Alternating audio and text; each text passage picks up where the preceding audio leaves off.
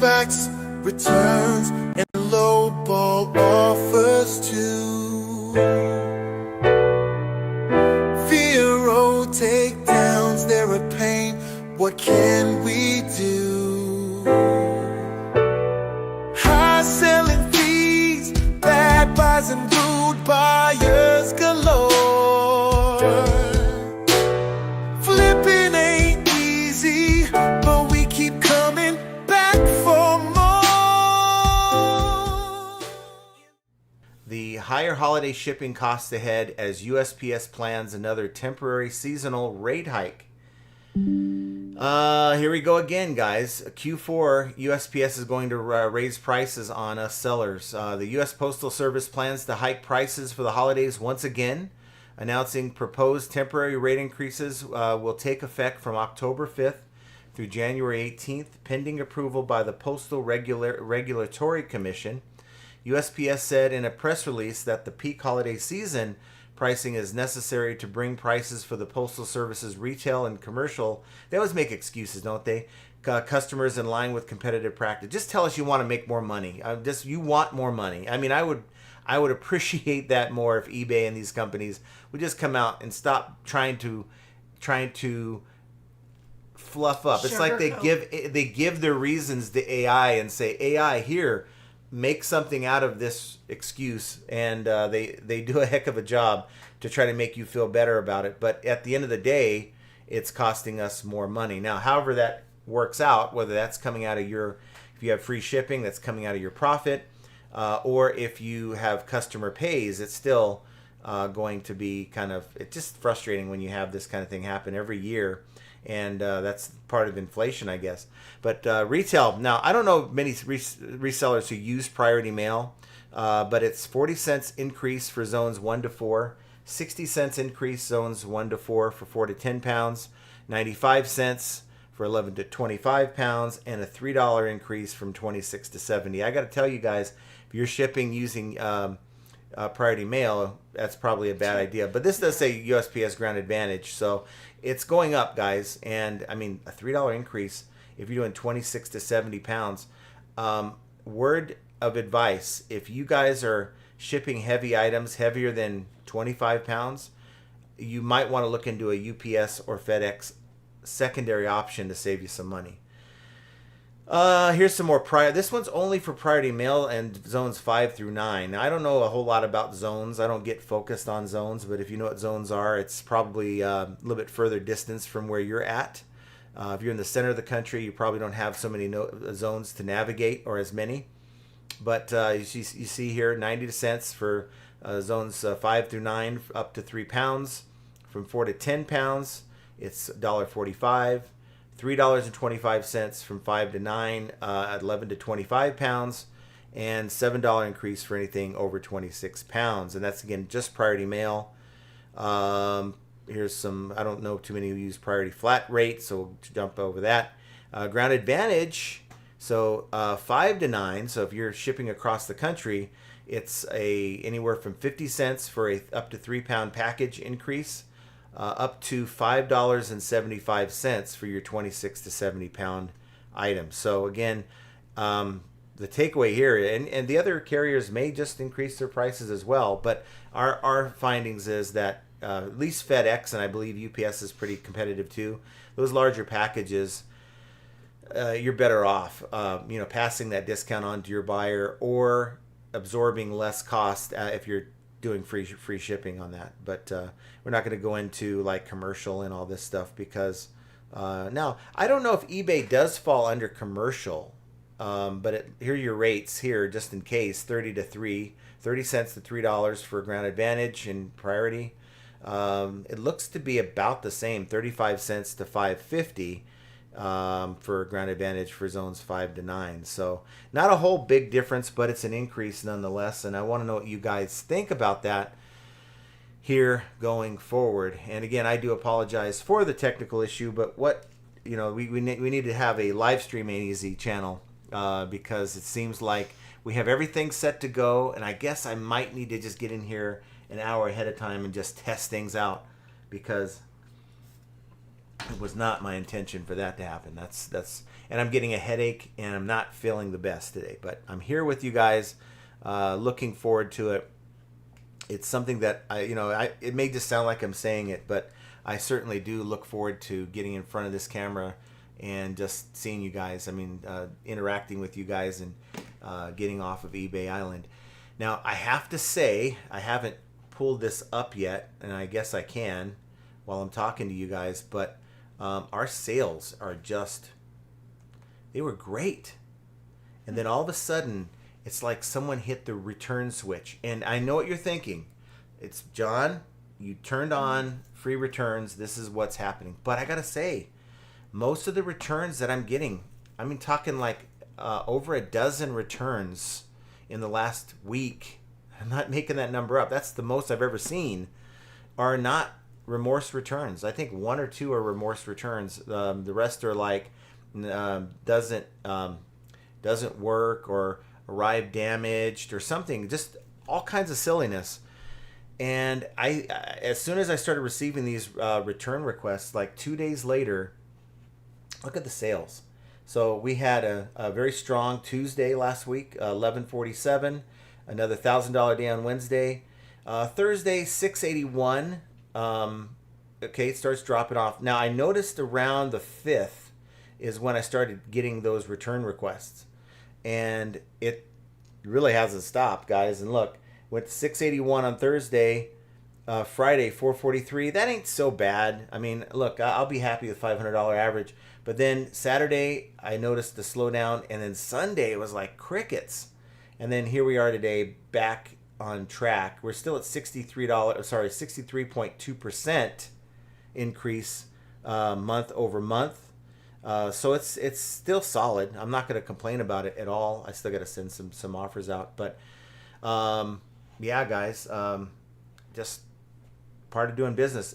It just tells me that when negative things happen to your account, and maybe it's one that eBay lets you slide on, but if you get multiples of these return requests, I really do believe eBay starts affecting your account health.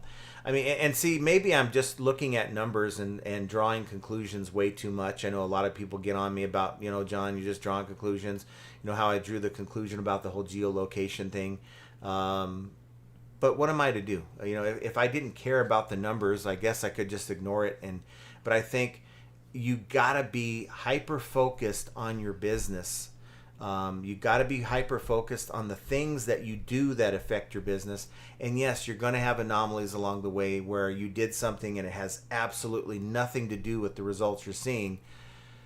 But I think more often than not, like 75% of the time, when there's a cause and effect, right? You do something, there's going to be an effect on your business. So, I want to know what you guys think about that. As far as our sales year over year, they're still solid. I'm not going to complain. I mean, 1 week ain't going to kill what we've done for the first 8 months. I'll show you here real quick if I can unzoom so you can see. Okay, so here we go. From January 1st to August 11th, we're at 90,101.81. We're probably going to be at the 100,000 mark sometime next month, about middle part of next month, or maybe even sooner. This says net sales 52,033.06. Probably a little lower than that because of our we do have some FedEx labels that we've used externally. Most of our labels we bought directly on eBay, so that's counted in there. Quantity sold, we're 1157. We're almost catching up to last year, which is crazy because we were down in double digits for most of the year as compared to the last year as to the number of items sold. And then our ASP is still solid, over 10.6% up from last year. I think we were like around $70 last year, and we're at $77.88. Why is that important? Because it allows me to sell fewer items here and make more money here. That just works for our business model. So want to know what you guys think. We're always transparent with our numbers, and I really don't like it to come off as a brag. I know that when we first started doing this years ago, sharing our numbers, heck, we didn't even want to share our store at the beginning of this channel because, didn't want people to run up our traffic looking at our items like, okay, we got all these impressions, but it's not real organic traffic. I got past that. I got over that, and now we're in the business of trying to share our numbers. And it's because, look guys, what I share with you guys on this channel, it works for me. Will it work for you? I have no idea, but we know it works. I share it. I share what we do. I share my thoughts about what I'm doing in hopes that, maybe it'll help someone out there. And, I guess I always come back to this thought where people type in, why do you care if you help other people? Because I got to tell you, without the help of the others that came before me on YouTube that gave information for free, I probably would have made many costly mistakes. I've probably saved hundreds, if not thousands of dollars over the years learning from content on videos that I've watched that I've been able to incorporate into my business. And many people also watch this channel know that my background is in training, is in learning policies and keeping up on things like this. And it's certainly, for that 1 year without YouTube, it was a huge void that we had to fill that I wouldn't have been able to fill it without YouTube. And I'm grateful that you guys are here. So thank you for being a part of this journey. Let's see who we have with us. John Gaynor, it looks like he's first. Now I might be wrong. Did he come up? Did it come up when I don't think it came up. That's first. I know, but I'm clicking on it and I don't think it came up. Oh. I may not have selected this properly. When I think what was happening was when we were going on, and I noticed that we didn't have any camera, I didn't set that up. So here we go. John Gaynor is first. He wants a recount. Where was you got here quite early though? I actually launched the notification for the live about the time you logged in, so you just happened to jump on in. And then Keith is behind us, number 2. We have Thomas S, a new face in the house. Nice to see Thomas S. Hey guys, 101 minutes. I'm way too early. We'll be back after spaghetti. I realize we kind of jump on here for some of you East Coasters who are maybe even some in the Central Time slot who are just like settling down, having dinner. Maybe you're winding down for the day. I think it's a really good time slot, one that allows us. I don't want to go any later than this in the future. I think this is the perfect one because folks like Pitco would be like, geez, man, you're pricing me out. Let's see. A lot of sidebar talk. Thomas S says, FAE has to be my favorite channel, hands down. Wish I found it earlier. Well, that's awesome, Thomas. And what's weird is, in the chat, you're number 2 right now in the interaction, so you must be chatting away pretty good. And it might also be looking at the fact that you also watch quite a few of our videos, or maybe that's why you're getting like extra points. If you guys are following this thing, it's kind of a fun way to see how much you interact. I really do think that on a lot of channels, I do watch some other types of channels that are commenting on this whole feature in the chat, and it's kind of giving people, like, I guess, incentive to really kind of just chat more to get higher up on the leaderboard. I think it's kind of cool. Yeah, Thomas, we're glad you're on board, and it's really comments like this, that really kind of fire me up to do more videos. Did a couple yesterday that I'll be launching while we're at that eBay Open, so stay tuned for that. Keith says, now unannounced promoted listings fee charged sellers are being billed.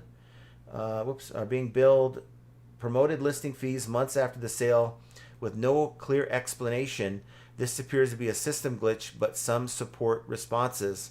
Funds held until delivery. eBay has now increasingly placed payouts on hold till delivery is confirmed, particularly for sellers with high value items, new selling patterns, or after resolving past restrictions.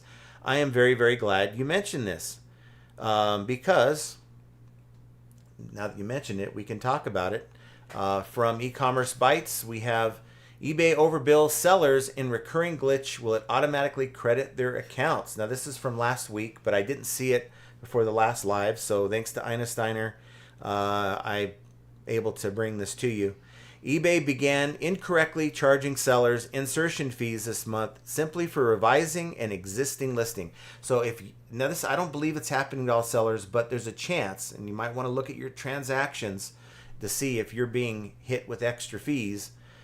Let's see. Something that should not occur. Costs. A seller posted the issue on August 1st, and eBay moderator confirmed it was a technical issue.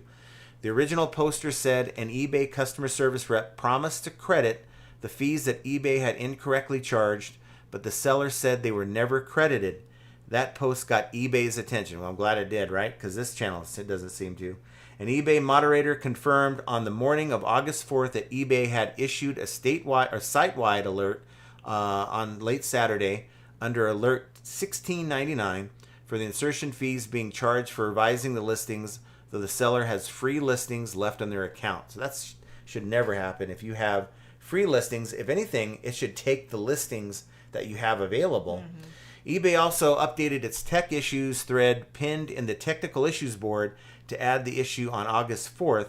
The update reads, insertion fee is charged for revising the listings, though the seller has free listings left on their account.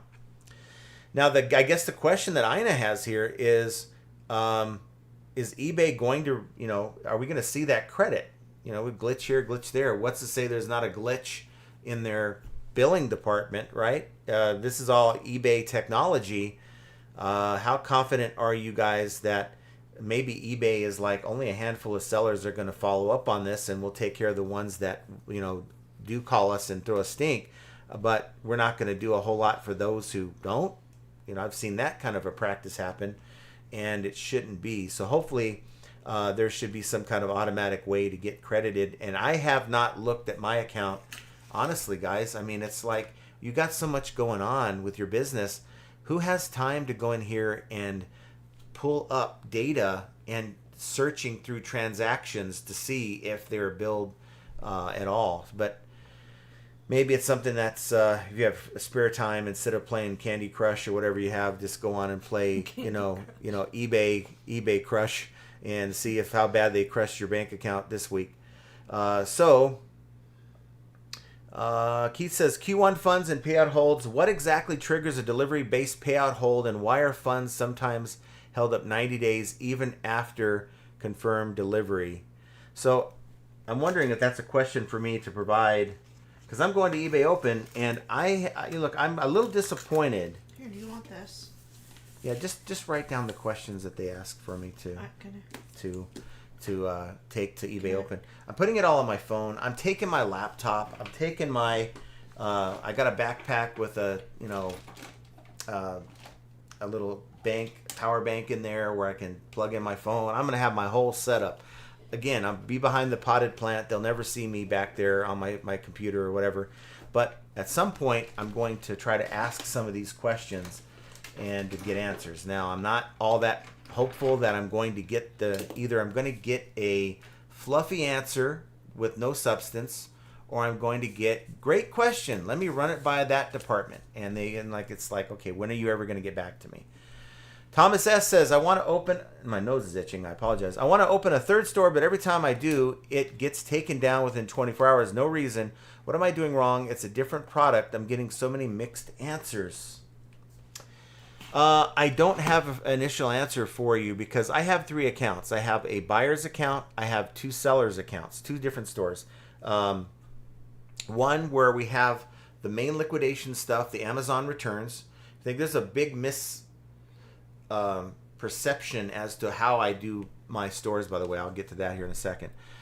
But the main store, the secondary, I call it my clearance store, where things that I wouldn't sell on the main, I put on the secondary store. I'm not so tied into, that's why I don't show you guys the numbers on that store, because it's not very impressive, and B, it's really a sad store. It may make $3,000 a month in sales. If anything, it's tied to a separate account. She's got the debit card for it. The money gets sent there, and she goes on her merry way. Well, that's kind of her side cash kind of thing, for more than anything else, if I'm being honest. So it's one thing I would like to build up, but I haven't yet done it. I haven't really kind of figured out how to get all the crap items that I have moving into profit, making more money on that store. But I've never thought about creating a third store. It just seems like a lot of work. She has a second store attached to her phone, so we get notifications, we can get on it. I have the main on my store. I can't imagine even wanting to do a third store because, you know, something critical happens to that store, and unless you're constantly jumping back and forth between accounts, you're never really going to be in tune with your store as fast as you'd like to be. But with that said, I am going to ask a question of Grok. Does eBay allow more than 2 stores or seller accounts per user? I'm going to see. Maybe I have it on. There it is right there. I have it doing its thing, and it will. I have it on expert mode, so it does take a little time. I'll tell you when I get an answer on that. So let's kind of see what else we have here. We got Keith says, Q2 MC11 restrictions. Can you clarify under conditions MC11 restrictions are permanent? What review options exist? Are you writing this down? Keith came armed with the questions today. I love it. You know, this is the thing. You know, I think it's probably best if I just do it like this. Okay, we're going to get that information. I don't know if, you know, hey, they're going to let me do rapid fire questions, but I'm going to try to get as many of these things answered. And they have workshops, so maybe I'll take the appropriate question to the appropriate workshops. And I just want to see what goes on here. I'm really going to, you know, try to give eBay, you know, some grace here and allow them to, you know, say what they got to say and, you know, see if there's anything that they can say that's something I can bring back to you. And I think what we're going to do is we're going to bring back some information to you guys. Maybe I'll do an update at the end of my day and kind of give you some updates from eBay Open. I do know that we're going to do a recording of the Profit Playbook podcast, Josh and I, and we're going to try to figure out how to get Beard on that thing, Bearded Picker, and we're going to just do a solid hour show there and just see what happens, right? So it'll be a fun time. I'm looking forward to that. We got the mics, we got the gimbal to kind of stabilize the shot, and it's Vegas, right? There's got to be a lot of lights, so we'll find a place with good lights. Now back to Thomas's question. Here's what I'll highlight that here. Here's what the answer is. eBay allows users to have multiple seller accounts with no specified limit on the number, including more than 2, provided that certain rules and guidelines are followed. This enables sellers to manage different product lines, separate buying and selling activities, or operate on various international eBay sites, which we're not caring about at this point. Each seller account can have 1 eBay store subscription, so having more than 2 accounts would allow for more than 2 stores. That's obvious, Grok. However, accounts must be managed effectively, use unique email addresses, and cannot be created to evade restrictions, limits, or policy violations. So I don't know what you have going on in your other accounts, but it's probably not what's happening. Additionally, issues like suspensions on one account can impact others associated with the same users. Sellers are also prohibited from listing the same item across. So you can't say, I'm going to have 3 stores and I'm going to list this item on each store to get my item up in front of, you know, more, give it in more, you know, impressions, essentially, instead of just listing it on one account. You can't do that. I guess the question I have, Thomas, is this might be worth a call to eBay. I know a lot of times we don't want to call eBay, or a request to call back at least, and get a call and say, what's up? Why are you shutting me down every time? Because I'm sure they're giving you a canned message, and if that canned message, you know, email isn't going to really clarify what's going on, it's time to get someone involved, and maybe even a supervisor. That can get quite frustrating. But if you can add that question from Thomas. Yeah, okay. Here's question 3. He's armed here. Keith says, promoted listing fee delays. There are promoted listing fees being charged months after sales Is this a glitch? Will those erroneous charges be refunded? So I guess that ties into your first question about the glitchy charges. Question 4 from Keith says, new ad attribution rules effective June 24th. eBay is applying promoted listing fees if past click exists within 30 days, regardless of purchase origin. How you help sellers recoup fees from purely organic sales. But I do recall, we talked about this, that even if somebody clicks on that item, 30 days later they come back in and sell it, it's going to be hit with the fee. We talked about that, but we'll get clarification on that.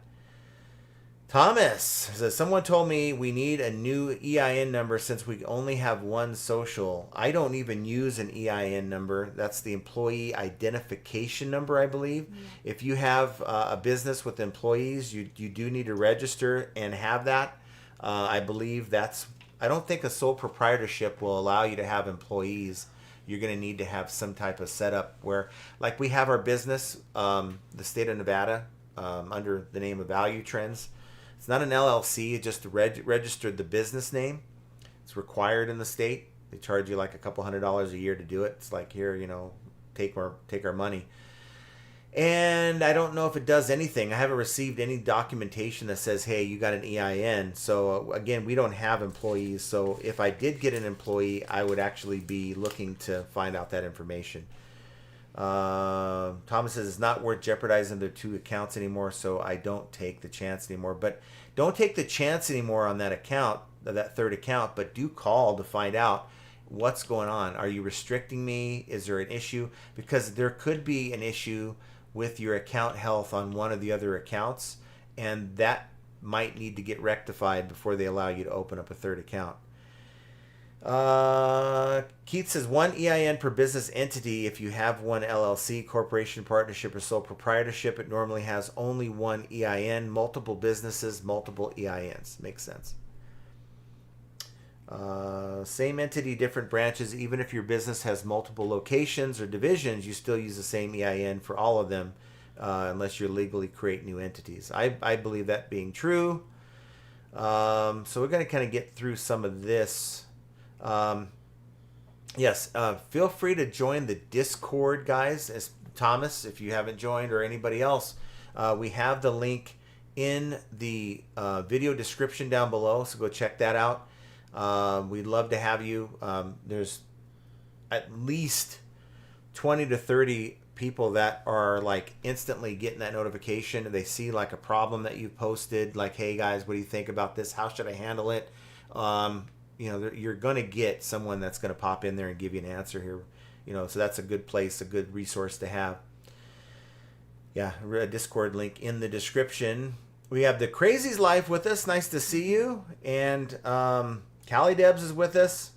Charlie McBride. The Lighthouse is in a different direction this week for me. You and me both. I mean, we're lost at sea, right? I really, though... we talk about the Lighthouse Effect, but what has happened during that time? And usually what I've noticed is when things happen to you on eBay, it's usually a reactionary thing. Like, for instance, you get a negative, you might still get some good sales, and then things kind of dip a little bit. You get multiple returns, you might be like killing it with sales, and then things, like in my case, drop a little bit. Just what I've noticed, and it's usually not right away. It does take a little time. It's sort of like, when you list an item, it takes a while for it to get re-indexed into the system, and to like over to Google. It's kind of the same thing when it comes to stuff that happened in a negative way. Say Spam Banshee, aloha family. Nice to see you, Spam, and I'm sure Primo's there hanging out with you. If he's not looking for food videos on his phone. Yeah, he's talking about how he likes to watch different like food videos. But I'm there with you. I do like cooking. I don't get this way from starving. Stop it. But nice to see you guys. Ping G says, happy Monday, John and Jenna and the chat. Nice to see you, Ping. Hello, Ping. Thomas S. says, I can't complain trying to get my inventory up for Q4, but I keep selling as much as I list. Can't make progress. Good problem to have, I guess. You and me are having the same issue. That's exactly what's happening to this guy. But growth is in my radar. Okay, got the door. I did put the FedEx out, so if that's U.S. mail. Okay. So what I like to do is put the FedEx out behind the beam so that nobody can see it, but FedEx comes up. They don't have to ring the door and interrupt us. So that's good. They're back on pickup schedule now. But yeah, I kind of kid when I say I'm having a fight with eBay. I'm having this tug of war with eBay. I list 2 items, they sell 2 items. I list 2 items, they sell 3 items. And it's like, wait, I'm not moving up, I'm moving back. And you might say, well, list more items. But it's not that easy for me because, number one, I don't get more than, say, 50 items a week in my current sourcing method. And really, I list $750 to $1,000 worth of merchandise. I don't get too caught up on how many items I'm listing. So I guess I really can't get so caught up on the number of items that are in my store because that's not really in my... It's more about the dollar value. I think we're at about $25,000 in value with only 290 items, I think, right now we're sitting at. But it's more of a... It's easier to kind of just... I know that my ASP is still high, so I'm maintaining that, and it's just really looking at the number. If I have 400 items with the same ASP, it's going to be like $33,000 in merchandise. So it's more of just an easy way to kind of measure your performance.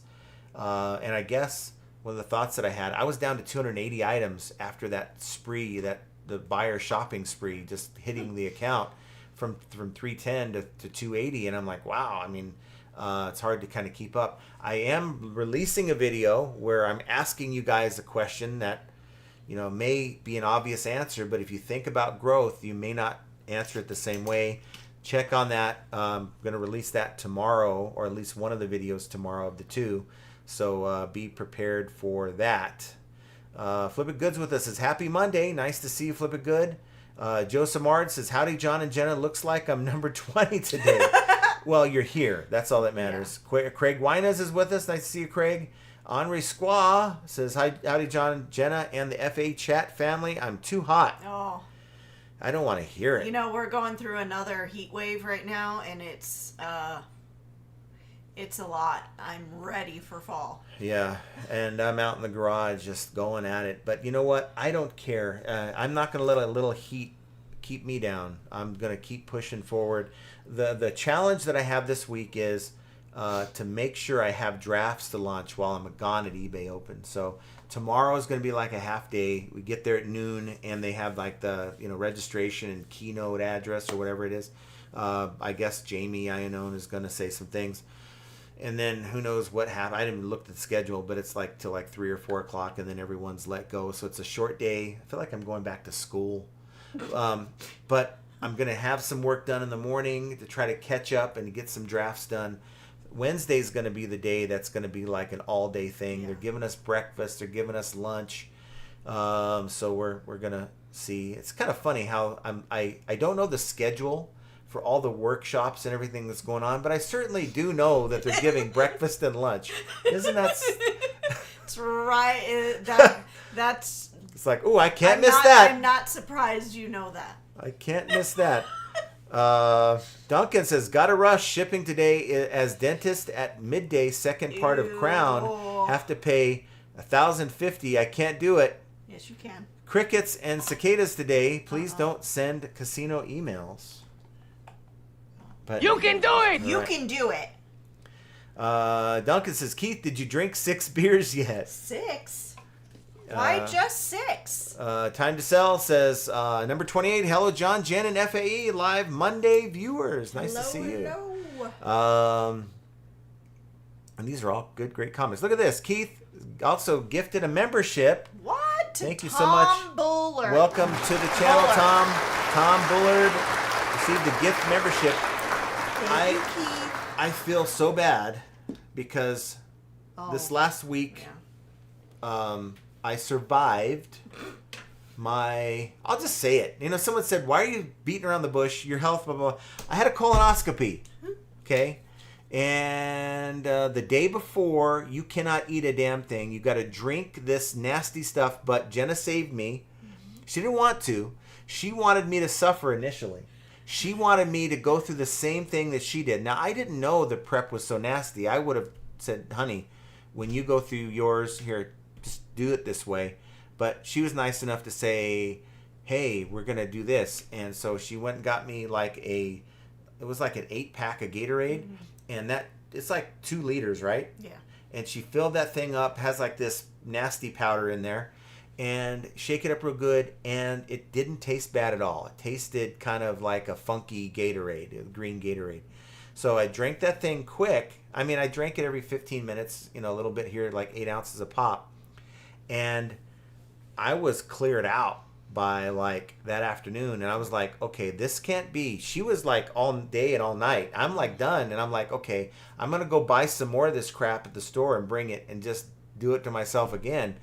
I went in that next day, and they're like, you weren't up all night? Like, no, no.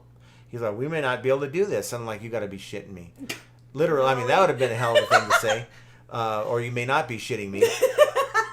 And so the doctor said, no, we'll just do it. And, you know, they said everything was good for the most part. You know, I guess they found a couple polyps, but I mean, that's normal, right?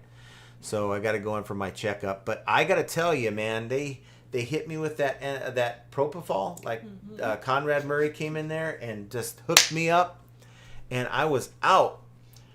It was so funny. I was out. It was so funny. Oh, And I was loopy as hell. he was really, really loopy. He like... Because literally- look, I'm not used to He's drugs never been or alcohol. under anesthesia before, ever. And so it was quite an entertaining sight to see him just a little off his rocker. Yeah. So, let's see. We got Keith says, hit the like button for that sale. We tell you guys, you hit the like button. We're going to push that positive energy out so you get that sale within the next 24 hours. I don't see how many people hit the like button. 119 people are here, and looks like only 49. No, So only 50. 50. Only 50 of you guys want a sale in the next 24 hours. All right. Let's see here. Yes, here's the Discord link. Also, if you haven't checked that out, it's in the show notes down below. Hey, look, B Nudes is here. Basket Noodle is with us. Awesome. Hello, Thank you for hello. being here. Omri Squall already hit the like button. Thomas S. says, think I'm going to hit the New York City eBay anniversary shindig next month. We talked about that in the last live. Oh, the list of the... Here it is. The seller event. Well, this is our seller event, though. I thought there was something else. Like a schedule for the other stuff. Here's the schedule with the food. Oh, my gosh. But no, I want to look for the events because you guys are already... Well, like- Ping said she signed up for one. I'd have to go back into the comments to see where. Okay. Maybe Long Beach Well, or something. just so you guys can kind of see, I mean, you guys can like live through me vicariously. I'll try to give you guys some updates as we go. So tomorrow from 12 to 6:30, it's going to be a registration. So you can just wander in there at 6 o'clock if you want. We've got a keynote at 3 o'clock, fueling your transformation. 4:30 to 6:30 is just this is all just fluff, right? So there's nothing going on the 12th, but you got to get there to register. But here's the highlight of the day on Wednesday: breakfast provided. We got a keynote again, like I guess he's got to repeat the keynote again, right? But we'll be there for that, I guess. Workshops up the wazoo. Here's some shipping myths I can maybe attend to see if that applies. Workshop search best practices from eBay and Google. That might be interesting. Maximize conversion with marketing strategies and offers dashboard. Seller Lab creating eBay listings that get seen and sold. A lot of pretty good stuff. Seller Lab social media tips to grow your brand and increase your eBay sales. Well, I don't care about that because I don't advertise. So there's a lot of stuff. Look at the schedule. It just we can go on and on and on. And then they have a closing party at the nightclub Tao. You want me to go to the nightclub? No? I guess I'm not allowed to go to the nightclub. I don't want to go to the nightclub. I'd rather go to the poker room. You're not a nightclub kind of guy. But so where? That's Thursday. if you though, wanted right? to go, you could go. I don't care. Well, this is weird. Isn't there a Thursday agenda? Or we ain't doing Thursday. That's weird. Very, very strange. It just seems like... Okay, 13th. That is Thursday. So they're providing lunch and breakfast and lunch both days. Score! I can't wait. Such a cheap bastard. I mean, for the cost of those tickets, you might... have you tried... You better be. Have you tried to eat lunch or breakfast on the Strip? It's really expensive. Really. We paid $295. They're giving us 4 meals. The prices for the same amount of food or the same type of food would probably be about $100. Easily. So, hey, I'm happy. Baskin Noodle says, more noises, more fear, more trauma. Ping signed up for the eBay 30th in Seal Beach. Okay. That sounds fun. And, they're going to give us swag. I don't know what kind of swag they're going to give us. But you guys know if it's any kind of swag that I really ain't going to use, we're going to give that stuff away. So Unless I want it. I don't know. Could be, hey, you guys get to call this number and get a concierge. I doubt it, seriously. They probably learned from that mistake. They probably don't have concierges. They do. Like that. They do for the people who still signed up. Not like that, though. Not like they used to. Keith says, now YouTube ain't easy. That's right. Yeah, it seems to be a struggle late. Well, We got for a long time Samantha now. Hunter's with us. Nice to see you, Samantha. Hello, Samantha. And Mike is hanging with us. Hi, John and Jen and FA family. Vegas, baby, having a great time here with you two and Archie. We had a good meal. I made some carne asada and some pollo asada. Just had a ton of it. We went to town. Still have a ton. And then we went to the casino right afterwards, and I realized I lost my chairman card some way, or I don't know, maybe I left it the last time. Not surprised. I'm not the chairman anymore. So Did you I get proceeded another to lose a solid over $400 at the casino and just hanging with Mike, playing blackjack, different variations of the game. And then I thought I taught him how to play craps. He's like, let's go to the craps table. I'm like, are you ready for this? Because we were playing the machine and it didn't seem like you knew what you were doing. And we get to the table and Mike is like, around the world for $15. And he's throwing using all this lingo and stuff. I'm like, Mike, this ain't your first time, dude. What's going on? And I proceeded to get my ass kicked again. So we had a good time, but results wise, I told Archie, I said, if I was results oriented, I say this is a horrible night. But, if I'm not being results oriented, which I'm trying not to be, I enjoyed my time. Let's see. Spam says you can do it. Let's see. Keith says, anyone notice John changed the title on us again? I like to keep you guys. Did you? I think Keith's the only one that notices it. But honestly, the title. I don't even know what the title is. Well, it's talking about the USPS. I really thought that people were more interested in talking about the USPS price increases. And I do want to kind of get into that a little bit more than just reading the article. Then, hey, because I had asked you guys that watch PPP, Profit Playbook Podcast, hey, and even the title was like, hey, what questions would you ask if you go to eBay Open? And the only viewer that's given me questions prior to today is Keith. Well, actually, he's gave us 4. Mm-hmm. Even on that, people were more like, because the conversation kind of got into like what I do, and it was more like what Beard does with AI versus me not using AI, and we kind of got into that conversation. But there wasn't really any nobody was asking any questions or giving any questions for me to give. So that was like, maybe it's a dud title. So here I am. I was going to talk about the USPS increases anyway. So I guess we'll talk about that now a little bit more. USPS is increasing the prices on a temporary basis from October 5th to what was it, like the mid part of January? What do you guys feel? How do you guys feel about that? Do you guys feel like that's going to be It's just temporary? part of the business, and I don't feel that it's temporary. So January 18th. So what generally happens, it's like taxes. Taxes, we have a temporary gas tax or something, right? And then before that gas tax or that tax ends, it's kind of revised to be permanent, right? So what I think may happen here is you have these changes and these increases, and that seems pretty significant. 40 cents for up to 3 pounds. That's going to really jack up the price of your first class. You have, you use your first class up to 15 ounces.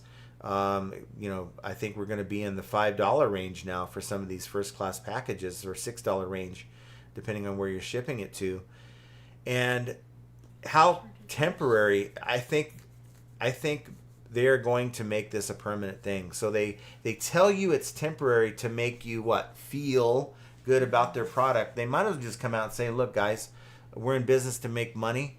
We're going to up the price because we need it to be able to provide this service, and don't be surprised if we do it again. How many of you guys would swear off using USPS if they just came out and blatantly said it versus trying to give us a fluffy little reason to do it? I don't respect businesses that do that, and maybe they're fooling the masses, but they're not fooling the people that are paying attention. Yeah. Tell us, hey, okay, we're kind of all bitter about the increase in price, but maybe if you come out and say, here's why we're doing it, that would maybe go a little bit further than saying,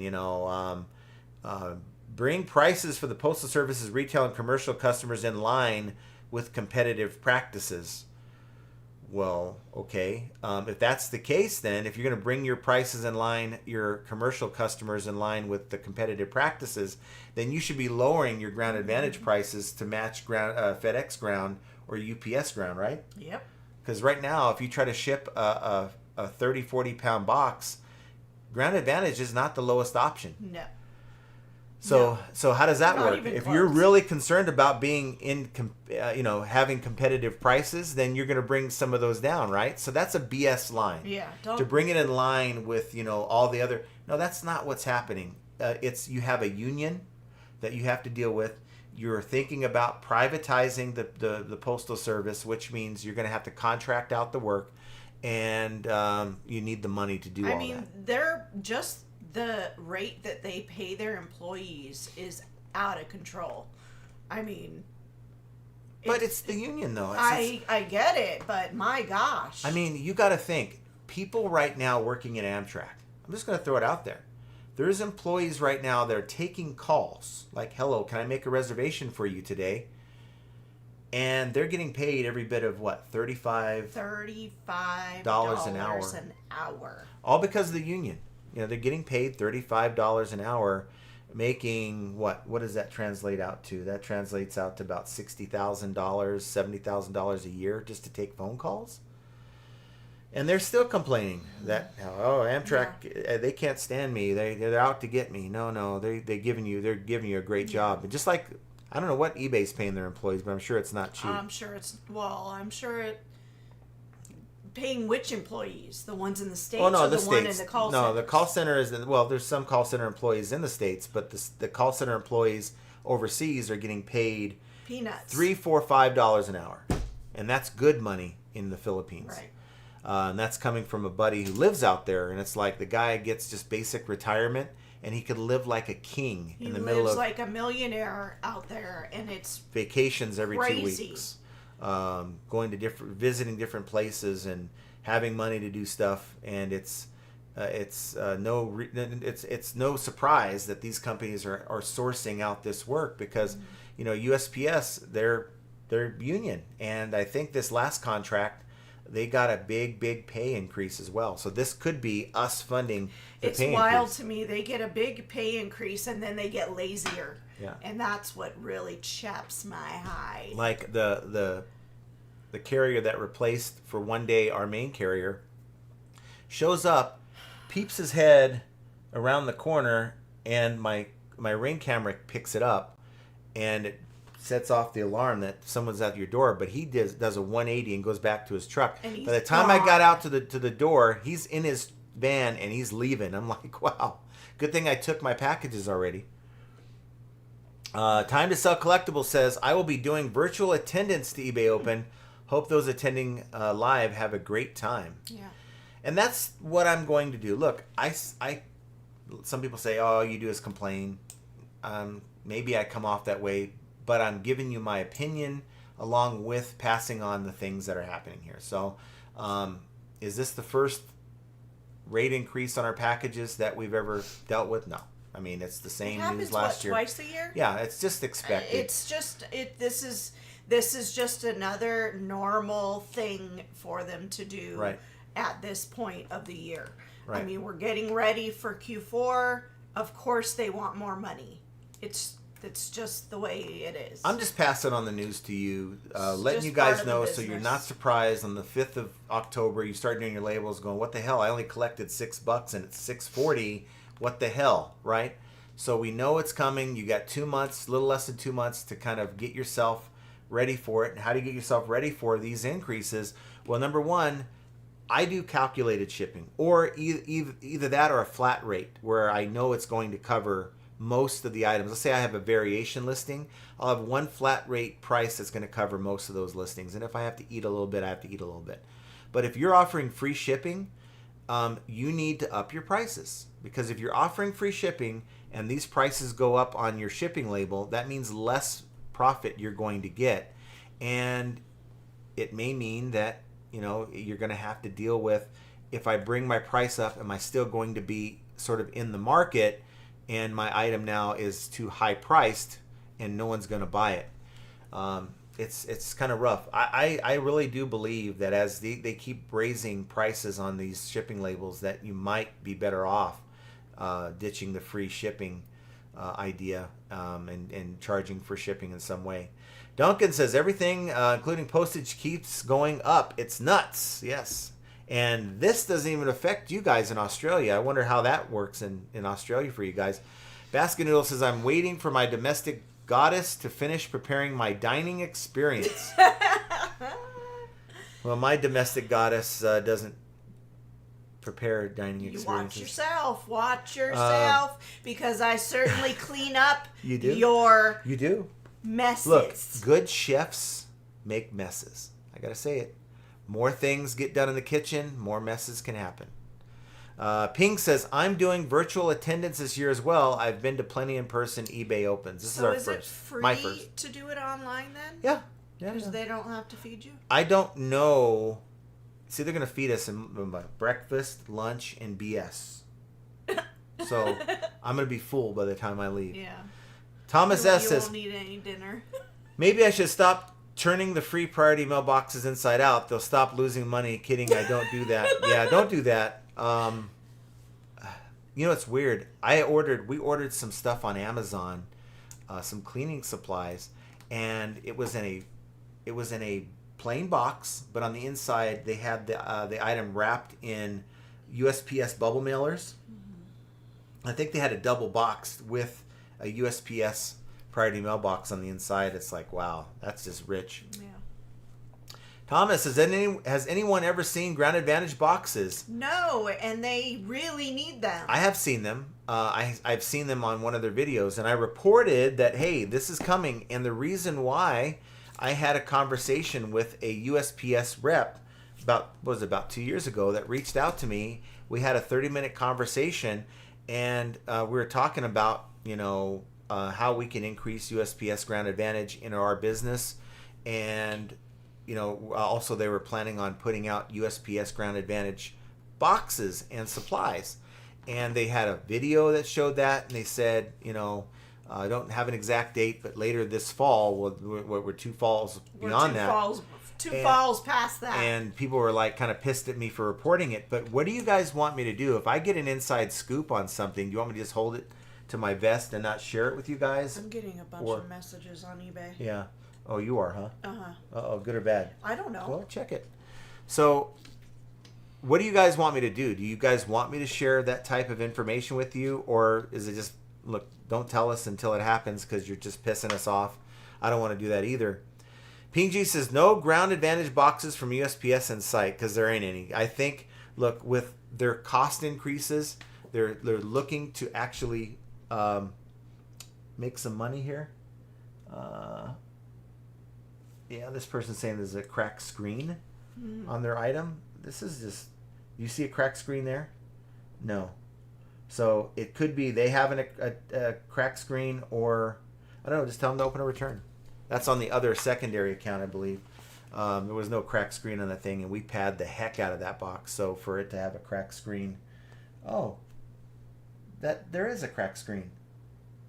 Okay, let me deal with that. That one was that's a parts of repair. Parts of repair. That did have a cracked screen, so they didn't read the listing. So, in fact, if you want to reply, said that this is a parts of repair listing. If you read the listing, it will have all that information in there. Let's see. Basket Noodle says, I'm very used to and accustomed to various commercial entities and paying for my own pregnancies after they screw me. Thank you. What? Basket Noodle pays for his own pregnancies after he gets screwed. Oh. That's nice. Biff says, if the month finishes how it started, it might set an all-time new 90-day high. I don't really care about USPS increases. I can increase my prices. Yeah. You can. Here's the thing. We're all going to experience this increase. It isn't like only certain sellers are going to have an increase and others aren't. But if you're in the middle of the country, you have fewer zones to cross on your packages. So you might see some items, you might be less affected than someone on the East Coast or the West Coast, because they're going to have to cross more zones. Crossing more zones, you're in an even higher bracket, and that's going to make it a little bit more difficult to compete. I've always said the best place to live if you're selling on eBay is in the middle of the country. Let's see. Gail's with us. Nice to see you, Gail. Hello, John and Jenna. I'm a little late, but made it. That's fine. You missed the little snafu we had at the beginning anyway, so you didn't miss a whole lot. Duncan says a dozen returns in a week is terrible. Tell me about it. It is. Yeah. He literally had to come in and tell him I'm taking a shower, and he's like, I got another return. And I don't mind returns, but if it's like a flood, it's like Duncan went to like a voodoo thing and took my little doll. Yeah, somebody's going like this, going. He had a doll of me holding a package, and he's like sticking me in the package. And every time he does that, I get a return. In the package? In my package. Oh, God. Don't stick my package. Ouch. Kevin Hawthorne says, good evening from an Kevin. undisclosed location. Nice to see you, Kevin. Gail says, hiya, Pitco. Travis in Dallas is with us. I wish I had a business where I could just raise my prices 3 times a year for the same service without a real justification. And although some might complain, the customers just pay it anyway. Yeah. Yes. What choice do we have? This is no different than selling on eBay. And I'm not trying to give eBay any ideas because it would be a horrible idea. But if eBay was to come to us and say, well, starting, is that someone at the door? Yeah. Starting tomorrow, we're going to charge everyone 20% final value fee, and that's just the way it is. What are we going to do? But I think a lot of us are going to complain. Put out videos saying eBay hates us, eBay is evil. But how many are going to actually leave eBay? And the reason is, I mean, some people might stop selling, but as far as leaving eBay for something else, there's really nothing else out there. That's the biggest problem. eBay has somewhat of a monopoly on our business. You know, they do business with us sellers, because it's like, what are you going to do about it? We do this, what are you going to do about it? Your glitches that are affecting your account, okay, we're sorry, but what are you going to do about it? And it isn't like we're going to just pack up and go to Mercari and have the same level of success. You know, you might say it's a good idea, like we've been telling you guys, especially with a big influx of items that are now being pushed into some categories right now, to get your items out in front of other people that are less saturated, like on Mercari or Poshmark, Depop, Etsy, whatever type of item you have that fits, so you have your items out in front of other people that would never want to do business on eBay. And there's tools to do that. We have, of course, an affiliation with TreeCat. They are a rapidly growing cross-listing program that's going to allow you to do quite a few things. They already do. We're going to put out some videos for that here pretty soon. But go check them out. Use the link down below. And the cool thing is you don't pay a monthly fee. You pay as you sell. So if you succeed with their program, then they succeed with you. Pitco, get them offers done, John. Don't just wait or they will move on. You're right, but you guys are more important than me sending a few offers. So that's going to have to just wait because I doubt. I think what I do, my mindset is I don't really count on a lot of these offers to actually, maybe 5% of the time I send an offer to a watcher, I'll get a sale because I only do like 11.11%. It ain't that big of an offer. And the reason why I do that is I want to game the system. I so many times I've sent an offer on eBay and organically it sells a couple hours later. And this is something that might have been sitting in my store for weeks on end. It's too much of a coincidence that it happens all the time. Now I do have an offer situation that I've never seen before. Oh, this is awesome. This is awesome real quick, guys. Guess what happened just now? I got another return request. You can't make this stuff up. Now, this one is for a cable and swivel, do-it-yourself 2-wire for dolphin pool cleaners. It's one of these. If I can bring it up for you here. Oh well, I'll do it in a second. But they said this item is not compatible with my machine and ordered by mistake. So at least it's not a bad return, but still. Okay, provide a label. That one's coming back, and I'm going to be paying $13.76 for that privilege. Send it back, and I'll sell it to someone who knows what they're buying. So that's pretty frustrating, but it's part of the business. And just to show you, it's that right there. That's the exact one. And that one, I remember taking the photos on that thing is in perfect condition. So, and everything was very clear in the listing as to what it was for in the title and in the item description. So shame on them for not getting it right, but that's just what happens. We have to pay for that. But the story I was going to tell you real quick after I got sidetracked, I got an offer on an item. It's an Oric vacuum cleaner that we pulled out of storage and we listed it. I was going to part it out, but just a real pain to part it out. So I said, you know what, let's just blow this thing out for like $50. It's a used Oric vacuum cleaner. And I got an offer from someone for $20. And I think after my markdown sale, it was like $53 plus shipping. And I'm like, no, I'll meet you halfway at $35, but that's the best I'm willing to do. They came back and said, oh, come on, it's my birthday. And they offered me $20 again. I said, look, dude, I said, I'm running a business here. And after fees and my cost on this is the best I'm willing to do. And he came back with $20 again. Come on, man, it's my birthday. So it's like, what do you do with people like that? Just, you know what? Block them and say, have a nice birthday. But I don't do that because, again, I know that eBay sees me communicating and offering these, trying to work with my buyer. And I really do feel that there is something there with the algorithm and your interaction with the buyers. I really do think if you keep that conversation going versus declining or doing all the things, I really think it's better than to do it that way, even though you probably aren't going to get anything done. Todd's with us. Last 7 days of sales are crappy, stinky, yuck, but 31 day is very good. So I think we're both in the same boat. Maybe it's not just me, Rise and Grind Picker says, people are crunched for money. I think this Q4 will be slower than most.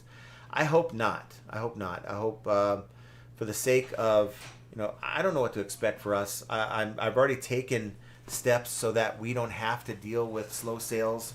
The only thing I can think of, because the last 2 years have been slow in Q4, the only thing I could think of is making sure I have enough inventory this time to where I'm not like, okay, I'm going to yard sales, which is like option C, and there's nothing wrong with that, but I'm just trying to force sales by adding more stuff that's not so hot. And now I have decent stuff in the storage unit waiting for that to happen, and now that's no longer an excuse. So we'll see how that impacts our sales. But for everyone else's sake out there, I think there's a number of people that count on Q4 every year to make reselling work. And I talk about this in one of the videos I'm putting out, so I won't kind of rehash it so you guys will watch it. But I kind of get into a conversation about making reselling work and why I think we take things for granted as resellers. And if we just change our mindset, the things that we can control will make a huge difference regardless of what time of year it is, whether it's Q2 or Q4. It's that one thing that I think we need to appreciate and change within ourselves to make that work. So be sure to watch that video out this week as well. Biff says, my sales graph does that 5-day perfectly gradual decline quite often. I don't get returns or defects, and I have 42,000 items. It's eBay's manipulation. It could be that eBay said, oh, we gave this guy way too much on their plate the last 2 weeks, 3 weeks, and it's time to slow the roll. I hope that's not the case. Mike G says, what did you just drop? Everything. Okay. Says, I've had 2 new with tags closed returns. Clothing is such a high return item. I'm around 6%. Meanwhile, video games hardly ever get returned. That's awesome. It's awesome that your video games don't get returned. Not so awesome that your clothing gets returned. But it's such a hard category to sell in when you're dealing with clothing, because you not only are dealing with a saturated category, but you have a lot of returns. So it's a very, very huge challenge. Time to Sell Collectibles says, shipping cost is what it is. Started to use calculated shipping and then offer shipping discounts or refund access to charging buyers. Yeah. The thing is, though, everyone's going to be in the same boat. So it's going to cause prices on the site to move up for those who don't offer calculated shipping, and those that do, we're still going to see an increase in pricing to stay within market, I think. Big Dre says, hello, John, Jenna, and chat. Picking and packing 1 order from my niche store and 2 from my primary store for a total of $200. There you go. Nice. That's awesome. Someone said to me in one of the, I don't know if it was on PGP or my channel, in the comments that, John, you dismiss being in a niche, and that's probably the best way to sell. And if you sold in a niche, you'd do much better. We sure would love to. And I credit that as them not watching all the videos, because I've said many times that if you sell within a niche, it is the best way to sell on eBay. That's the best way to sell on eBay. The problem is not everyone can sell within a niche. If you have to be able to do this long term, and you can't do it long term if you're relying on yard sales. If you're relying on, okay, I'm selling this thing, and I've got a bunch of good stuff here, and I can make a store out of it. Well, what happens when that dries up? Are you going to be able to go to that same person and get more? Then you have an opportunity to be in a niche. If you don't, and you're relying on the next yard sale, well, enjoy the haul that you have right now, because you might get, Louis Vuitton this time, and then next time, the only thing you're coming across is Faded Glory. And how's that going to work out for your store at that point? So you really need to have a dedicated, and in fact, more than one dedicated source, because what happens when your one source dries up and doesn't have that anymore? Now you're back at okay, now what do I do? You have to have that planned out before you jump into, that's why when I was going to at one point make the second store a niched sporting goods store, because this seemed kind of cool. I like sports. I kind of gravitate towards that type of item when I'm outsourcing if it's available. But I thought twice, and it's like, my store is only going to be as good as my sourcing. And I might source good one day, and then I might have weeks where I can't find it again. And then my store is going to be like this all the time, more like that.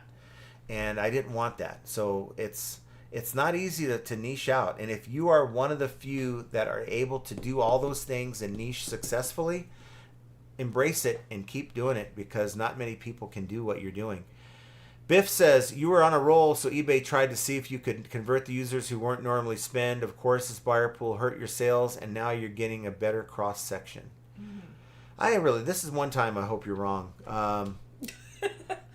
Gail says, was a good week for me. Add some higher priced items. There you go. That's always going to help. Keith says, I maintain ongoing growth year after year and month after month. That's good. Yeah. I need to do, and we got another return while you're gone. What? Yeah. Jeez, Louise. Another return. It was bought by mistake. One returned That's gonna be fun. Bought by mistake. So it is what it is. Thomas S. Not to sound like a jerk, this is my first live from the start. Do they normally start 15 to 20 minutes after start time, or just running late?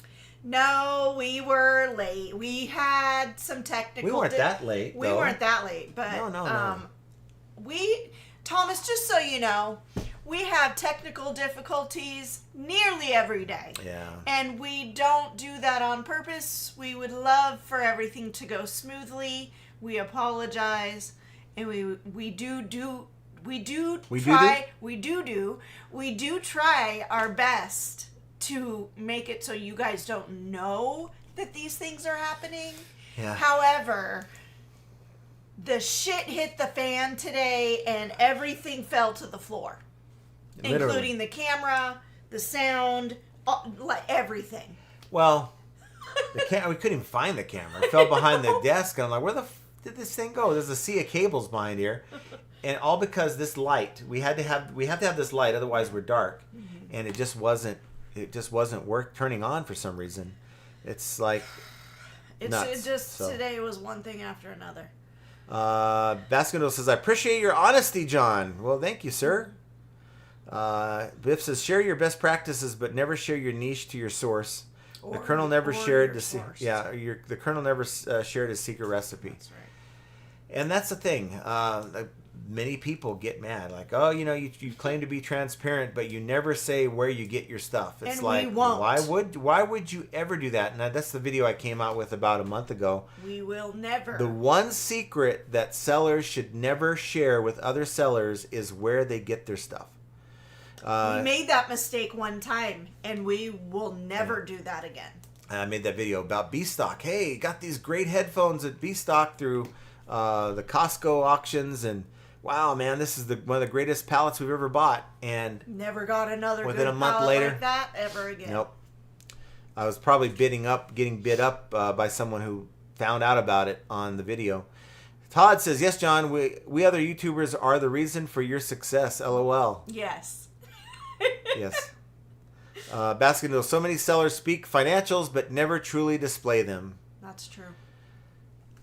And I wonder about that. Actually, there's a couple things. Influencers who don't share their numbers have always made me wonder, are they afraid of what a lot of people look at as, oh, you're just bragging? That's the biggest fear I have in sharing the numbers. Look, I just don't want people to feel that way. I mean, I guess it doesn't matter. If they don't like the content, they can go somewhere else and watch stuff. But I really think that, look, we were there. 3 years ago, we had this channel going, like, we're 2 years solid into it, and we had crappy sales. So I felt bad about saying, hey, this is what I'm doing, because I couldn't, my numbers were just horrible. And I'm sitting here talking about different strategies and ways to increase your sales when there's probably other people doing better than I was at the time.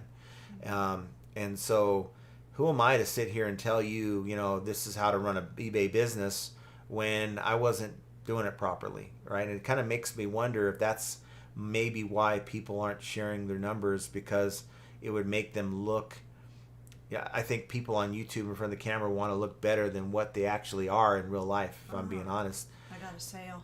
You got a sale? Yep. That's good. Very good, man. Great listing. I'm glad you listed that item as good as you did. Work. You optimized the title. I did everything. Good job, honey. So, I think that that's a big red flag if people aren't willing to show you what's going on. If they're sharing, look, I went to the yard sale, I found this item, I listed it, look, I got $50 for it. I'm not talking about those people. I'm talking about people that are saying, hey, do this in your business and you're going to like make all this money. Let's make sure they're making all that money first before they're influencing you to change your business. I'll just say that. Paradise Lost says, I'm out. I'll watch later when I can fast forward to the good parts. I'm sorry about that. But that was 3:21. So actually we were past the problems by then. So sorry about that. Thomas S says, well, crap, the screen froze. You were live and was still in La La Land. Yeah. Did it freeze? I think so. Oh, I'm sorry. Sometimes it does do that, and we don't know why. Todd adopted Devon. Didn't know that. He adopted me. Well, he's got enough money. He's selling all these items without promoting. He's got all that promoted listing money for you guys. Time to sell collectibles. Part-time only lists 5 to 10 items weekly. Sales from the 1st of July through the 31st of July. 11 sales. Goal is 10. $718 with the $477 net. You almost hit your goal. That's awesome. Someone's effing around so I can find out here.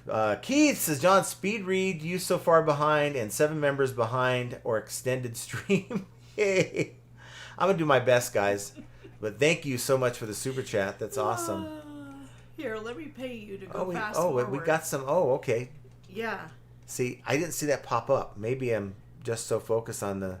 We do have a couple new members, thanks to Keith. Yes, we do. Brian S. Yes. Is a member. And Megan Farrell. Megan Farrell is a member. Thank you so much for being a member.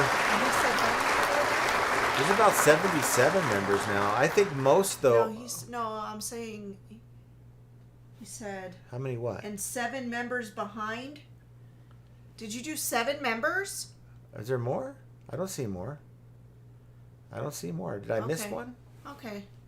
Maybe. Oh, actually, no. Wait, right here. There they are. Here they are. Rick Rinaldi, Brewing, Axe Monkey. We haven't seen Axe Monkey in a while. Lee Pope, and Bachelor Brad. All right. Congratulations. Thank you. Well, Bachelor Brad, we hope you find your soulmate on this channel.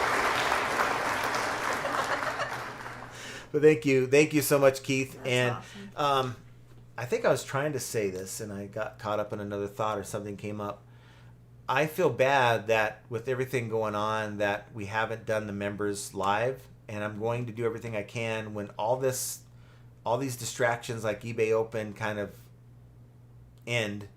Then I'll get back to my normal schedule, and we're looking to do an eBay roundtable discussion on the 20th.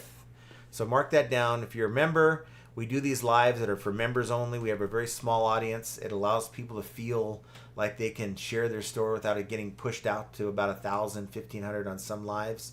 And it's only a members only thing, so only the members can see it. And it's a little bit more comfortable when we limit the audience. So we do that, and we have a lot of videos that we've already put out for the members, and we continue to do. Sometimes I'll make a video that really isn't suited for everyone, but maybe only the members would appreciate it, and I put it out like that sometimes. We have Debbie Shukar says, hi John, Jenna, and all the FA family. Can you explain the significance of having 2 stores? Does it really help your sales? So this is what happened. We were driving for Uber. This was from, November of 22 through, I think, the end of January of 23. So a good solid three-month period. I, at least, was driving Uber Eats in the evenings and listing during the day on one account. And I had some good items that I had in my store. I had some questionable items that I had in my store, like your $10, $15, $20 items with some $50, $75, $100 plus items, and it was all kind of meshed together. We had about 500 or 600 items, and that's kind of what we were doing for the longest time. And for the longest time, it went kind of downhill. And I'm like, what the hell can I do to change this? Because the last thing you want to do is to keep doing the same thing, expecting a different result. That's the definition of insanity. So you have to be constantly making changes and improvements, or maybe you make a change to see if it makes a difference. And that's kind of what we did. The middle part of January, I said, you know what? I think I read an article was sharing this something about it with raising your ASP. Well, how do you raise your ASP? You take your lower dollar amount items. So at that time it was anything under $20, and push it over to its own store. Get it out of your store, right? And that's what we did. Let's see what happens here. And literally within like a week or two after I did that, I used a service called InkFrog to move the stuff over, because there's only one that I could find that could help me do that. And within weeks, I see a shot up in my sales. And I'm like, okay, there's something here. There's something happening. So we lowered the main store from like 5 or 6 down to about 200 and something items, and had like 300 items on the secondary store as a clearance store. And we saw small sales on the second store, which was expected. But on the main store with fewer items, it started shooting up. And some of the changes that I made sourcing locally also, those two things really, we took off and we never looked back, and we didn't have to drive anymore for Uber Eats, guys. And there's nothing wrong if you're doing that as a second gig. It's good to know that maybe if something was to happen, it's there. But just like working a 9 to 5, I really don't want to be doing that again. I don't want her to have to do it, and I don't want to have to do it. But it's kind of good to know that it's still an option if that was ever something that we had to do. But with the changes, we're constantly trying to make changes so we can build up. And at the time, I think our goal was, heck, $500 a day between both stores. Yeah. And we never came close even after that. And we started moving up gradually year over year. We're making more sales. And now I can say we're over, I think, $500 or $600 a month in sales. Next stop, $1,000, not a month, but a day in sales. I was gonna say, yeah. you just said that really wrong. Yeah, a day in sales, per day in sales. And while that's it seems like a huge, that would be because we've done it before, it's not that much of a stretch. When you see someone like Profit First Reseller, he sells a lot of electronics and he's doing it. If someone like that, and I think he's a great guy, he's got a great head on his shoulders, but he gave me recently a lot of motivation to say, you know what, why are you maintaining? There's nothing wrong with maintaining. But while Josh Galt was talking about last year growing, I was like, I'm just happy to maintain what I have. And I've gone to, let's grow and bring this thing to $1,000 a day. Why the hell not? Basket Noodle says, not refunding John would be illegal for Fleabay to do and likely get them the bird. Yeah, not refunding the fees and all that. Devon says that Nightmare returns, so eBay is giving me no sales. That's horrible. Jovial's with us. I'll share a secret for those who have a pool, or at least I was this many days old when I discovered borax will equalize the pH alkalinity in your pool. Geesh, hey, FAE fam. It will also alkalize the pH in your body. I take a pinch, which is like maybe half of a teaspoon or something, and put it in my water every day. Todd says, I peed in that potted plant John is hiding behind. Is that what that smell is going to be?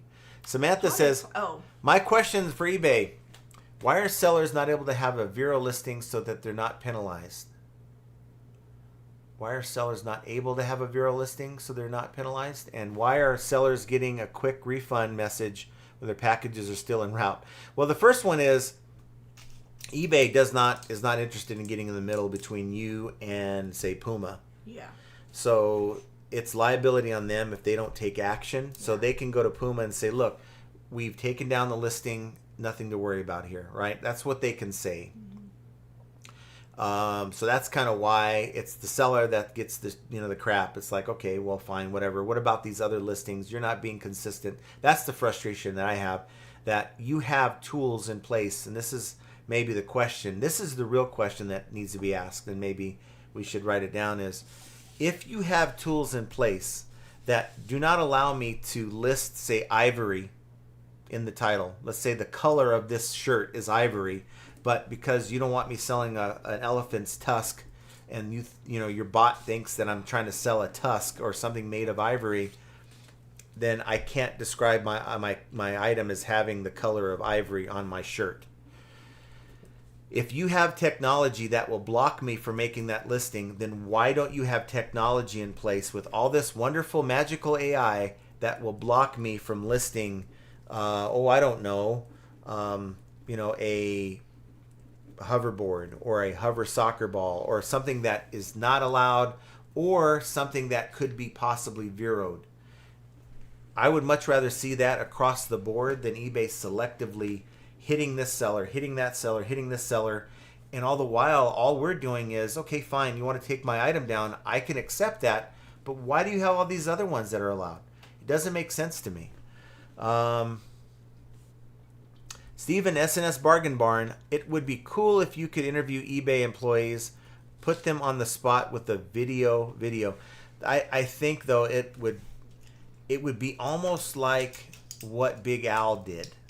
And what did Big Al do? I don't know if you guys know Big Al. He was on PPP. He's in Ireland, and he contacted eBay over the phone and recorded them. And that didn't sit well with eBay. And I don't think that would sit well with eBay if I had like a little hidden camera. Yeah. Or if I had... it just doesn't go well. We came across a couple guys over the weekend at a yard sale with Mike and Archie, and I remember these guys. They picked up something I would have picked up as like a camera, like a Logitech camera in the new packaging. And how much for this? And 20. Will you take 15? No, 20. And the guy's like him and Han, and I'm like, I actually even looked up that item. At least I tried to, just in case he puts it down, kind of thing. And then for Archie to say, yeah.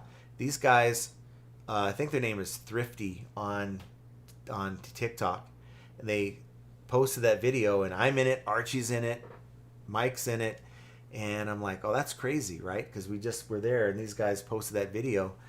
And I didn't remember seeing them have any kind of like strapped on, GoPro. Well, you may not have seen it. Maybe they had something.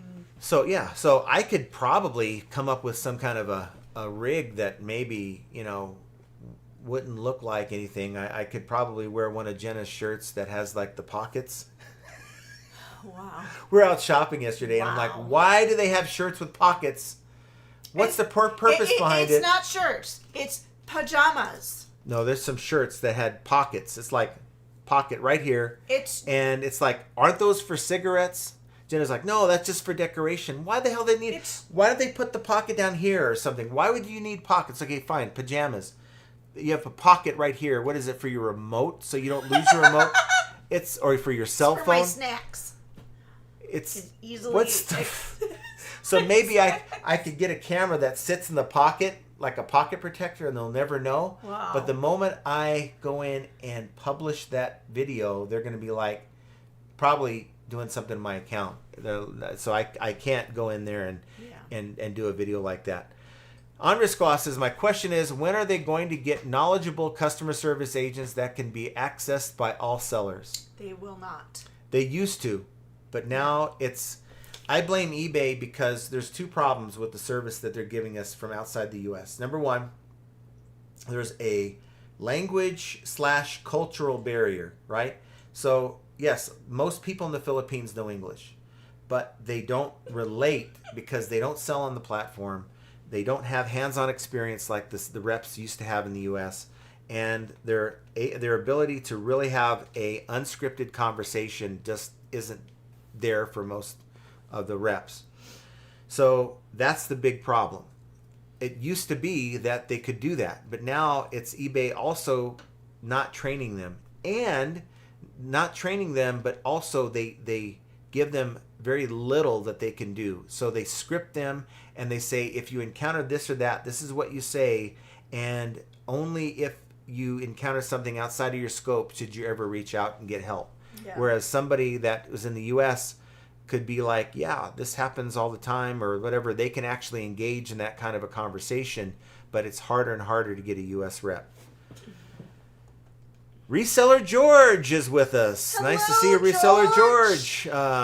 I love that name. That was my grandpa's name. Charlie McBride says, maybe you need to print out a list to hand out to eBay employees and ask if they can answer these questions with your email address on it. Who knows, someone may bite. That's a good idea, Charlie. Maybe on the way out. So I'll try to ask those in real time, and if I can't, if I get that one employee that actually seems to care, because you know what, I'm not going to say all eBay employees don't care, because there are some eBay employees that do care and want to see things improve for sellers. So if I find that person, I can say, can I give you a list of questions, and here's my email, and get back to me. Maybe I can accomplish it that way. Yeah.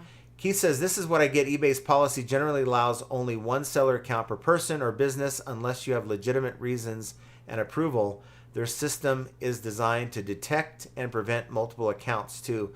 Per email address, though, you'd have to have multiple email addresses, though, to make that work. But I think... Which is easy to do. Yeah, I think that can happen. Samantha says, continued. It's question 3. Oh. Why are sellers responsible for locating the package? Why isn't the onus on the delivery services? You mean like with an item not received case? Well, what I don't get is, why is it that that we are put in a position when it's clear that we've already uploaded the tracking number, the item is late? Why are we in a position that we have to go through any steps? Otherwise, if we don't interact with that item not received case by saying, okay, confirm the tracking number, then the buyer's going to get their money back and we're going to get a defect, because that's what happens a lot. Someone's like, I don't know what happened. All I know is that eBay refunded this guy his money and I got a defect. But what they didn't say is, and they probably didn't realize is, they didn't interact with that item not received request and play eBay's game of, okay, here's the tracking number and it's already there. It's not like we're populating it again. And all we're doing is confirming that information. It's a good question, but it doesn't feel like eBay is kind of on our side on that. It's almost like they're setting us up for failure because we missed that item not received case and we lost the case, we lost the money, all because we didn't play the game. Why? I would say maybe they want the sellers to be more in tune with what's going on. That's the only thing I can say. Why do the buyers have more seller removal or suspension? Not sure I understand that one. This one says, why do the buyers shave more seller removal? I don't know, but I think what you meant to say is buyers have more seller removal or suspension. I think what you may be asking is, why do we not know what happens to some of these buyers, right? And I think eBay is sort of not allowed to talk about what happens to a certain party to like advertise it. But my thought is, okay, you can't tell me what happened to this scam buyer, and I reported them. You say I won the case.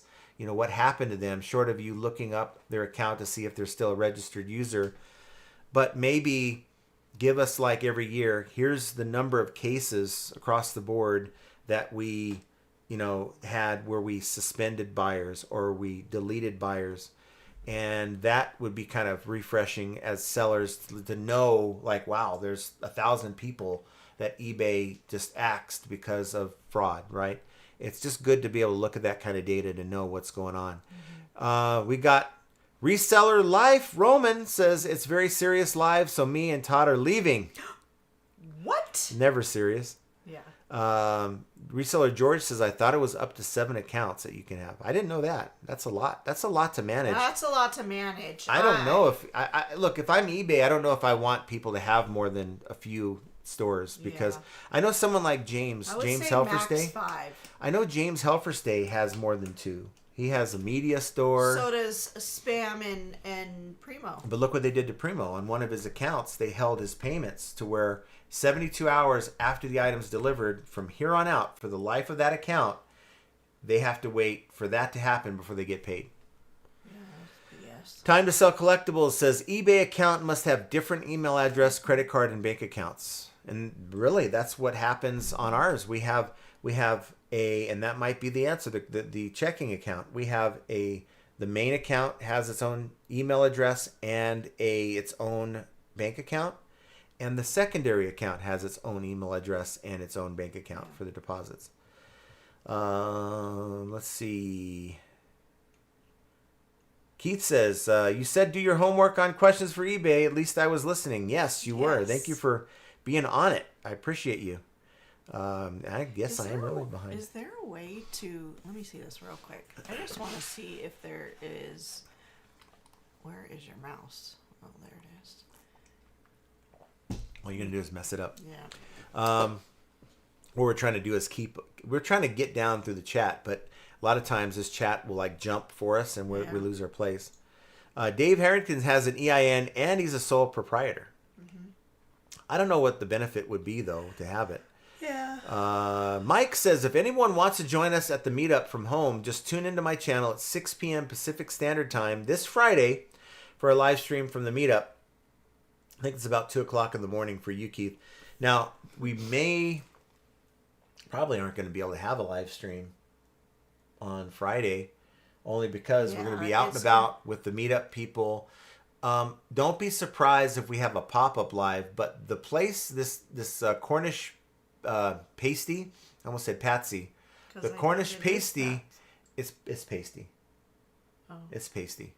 The Cornish pasty that we're going to, it is a very dark place. Yes. And from what I remember, we could barely see anyone at the end of the table. That's not an ideal place to have a live stream. Yeah. So don't be surprised if we do a pop-up, but it's only if we have lighting to do it. Larry Way Out says, happy Monday, John and Jenna. Have fun at Open and hanging with Mike. Wish you were out here. Larry, we wish you were here. Yeah, that'd be fun if you're out here. Yeah. Love hanging out with Larry. Gone to dinner with him a couple times, and it's like, it's a good company when you're out at dinner, and it's like you get to dinner and you're there for 2+ hours just talking shop. Samantha says, also, John, ask eBay, now that you have AI out in the ethers of the platform, what do you see for the eBay company? What do you see for the sellers and buyers using the eBay platform? I have a feeling that they're going to try to tell us that at the keynote. They're gonna get in front of everyone and say, the future's bright at eBay. We have the magical AI and all the wonderful things that it does for your listings. And the future is more of that. And I'm sure that's what they're going to say. But again, I will try to pass on to you what they say. I want to know. I want somebody to be a counter of how many times they use the word magical. Thomas S. says, I'm going to ask that guy, the guy you and I have a conversation about in the emails, slipped my mind to mention it. Yes, please do. And I was wondering what happened with that. Okay, maybe he didn't get any feedback back, but we'll find out. Mike says, don't think so, Todd. Beard goes on at 5 p.m. Pacific time. So who knows how long. Beard usually does a 2 to 3 hour live, but you know what? Mike will just have to jump on when he jumps on. Roman says, Todd, well, that's true. I'm a nerd, but with nerd bomb. There you go. Devon says, John, you're not fat. If you only saw the video that Mike put out today, he made sure that I look fat. Mike, I love you, buddy, but you got to edit these videos you're putting out. What happened? Huh? Well, he put out a video. Did you didn't see Mike Mecco's video? No, I haven't seen any videos. Footage today. from the restaurant we went to. Oh, no. And for about 5 seconds, he panned over right to my gut. I'm like, Mike, cut it out. We don't need to see that. Nobody wants to see that. So, yeah, Mike, we got to get you on to maybe InShot or something that'll help you get those things edited. Dave says, did someone say bong? Don't say that word around here because it'll get Dave excited. Yeah. Get through some of this. Mike G says, we're going through a rain wave thanks to all this cloud seeding going on 2 weeks now. Well, I wish they would do a little bit of that out here. I mean, it's going on everywhere but Las Vegas. Onrisquaw says, just stay aware and keep your eyes open while you're attending eBay Open. Be safe. Yes. We will. I know it's Vegas. I always have my head on a swivel. Yeah. Nick Rinaldi says, rumors, if you try to get waffles for breakfast at the Open, they show you promoted pancakes and oatmeal first. So you go to breakfast. Right? And here's the basic breakfast. And if you're willing to put $2 in the till, then they'll lead you to the other room that has the better breakfast. That was good, Nick. Good one. Devon says, John, my husband had one this year too, the colonoscopy. Yeah. Kelly says, okay, this is what I meant to say on the message. I deleted. Jenna, the temps are supposed to be below normal on the West Coast, including Vegas in the near future.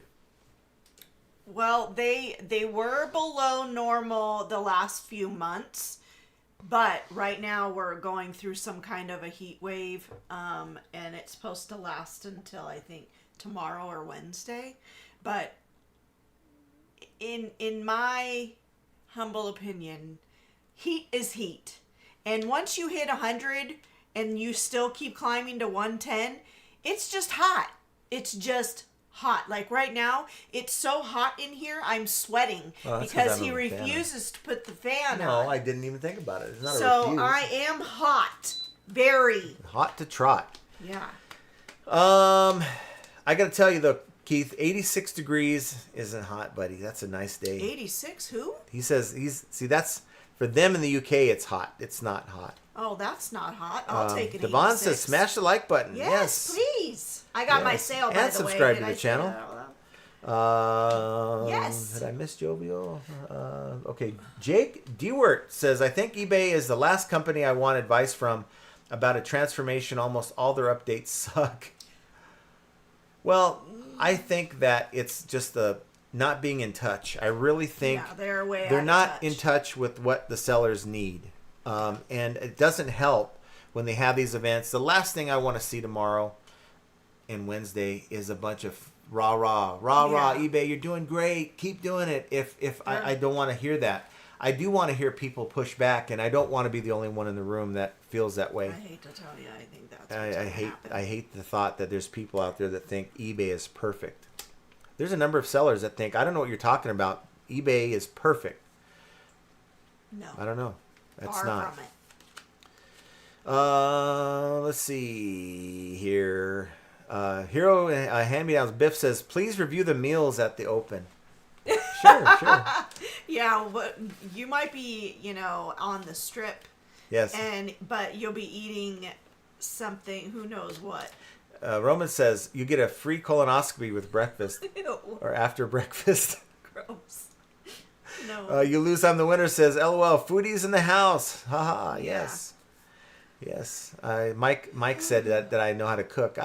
I'm pretty good. I'm sure Biff's a little better than me. He's had actual training. I don't, but I know what pairs well with what, and that helps too.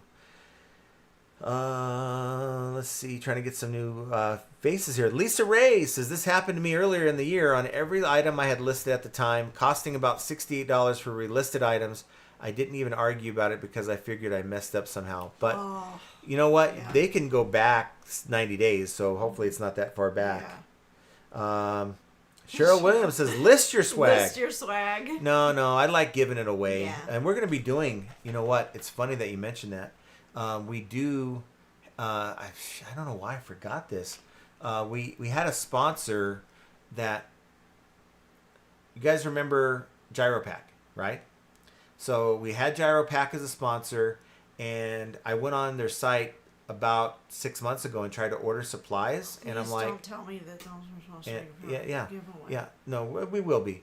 But, I unpacked them all. No, not those. Oh, okay. Not those. We're going to be doing a giveaway with GyroPack because they came back to us and said, hey, we've got stuff on us. Because for me, it's about the experience, your guys' experience. So I'm sitting here telling you, buy from GyroPack. They sell bubble mailers and poly mailers. Yeah. And they don't have but 1,000 pack. Well, some people don't need 1,000, maybe 100 pack. That was a problem for me. So I kind of put a kibosh to that until they fixed that situation. And they came back and said, hey, we got, more, and we want to continue the relationship. And they have so many good sizes. I found one that was perfect for one of the items I was shipping today, and it was... Yeah. So we haven't put it a lot in the videos yet, but we're going to at some point start doing some more giveaways. So just stay tuned with that. And then we'll be giving away along with that, provided I don't give them all away. You're not going to... We have too many. I'm taking the whole pouch. I have like 800 of these stickers. They're Flippin' Ain't Easy stickers that we had made. So I am working on a special delivery for Mr. Pitco Keith. So just give me a little more time. and you'll have something coming your way. Mike G says, I hit the like, 2 sales, 135. Need another 300 to hit my norm. Well, I wouldn't tell you to hit the like again because that'll remove your like. So, 2 sales for I'm gonna put it the positive vibes out there. Hopefully, get some more sales. Yes. Samantha says, John, if I forget to have a safe trip, good time, Josh. If I forget to have a safe trip, good time, Josh and you, and have fun. Let eBay know you came with serious questions. Jenna, you enjoy your solitude time while your mate have a few days out. Be safe. Yeah. Well, she'll be definitely involved in the meetups, but she's going to be here hanging out. Yeah, I'll be going to the meetups after the fact. I physically can't do all of that. It's too much on me. Jake has shifted his shipping away from USPS to UPS for more valuable items. Mostly use USPS for media mail and now price items. Can't trust them anyway. And low price items, yeah. Yeah. Ping, in years past, I think the temp increase ended the December, early January, then a permanent increase later in January. Since this increase goes in January 18th, I think it'll be permanent. I think it will be too. Yeah, I do too. Just my conversations with my mail carrier tells me it's going to be permanent. Yeah. We got What's that? Wolfman's Goodies. Dad joke delivered. Dad joke delivered. Did I say a dad joke? Give a dad joke? You always do. I don't know. It's so ingrained in me. you. Thank you for the That super was chat. Nice. Basket says the USPS bleeds money. They will not change what needs to happen. Staggered delivery dates, paid secure home mail lock boxes, and more. Yeah, they have a lot of issues. That's for sure. Yeah.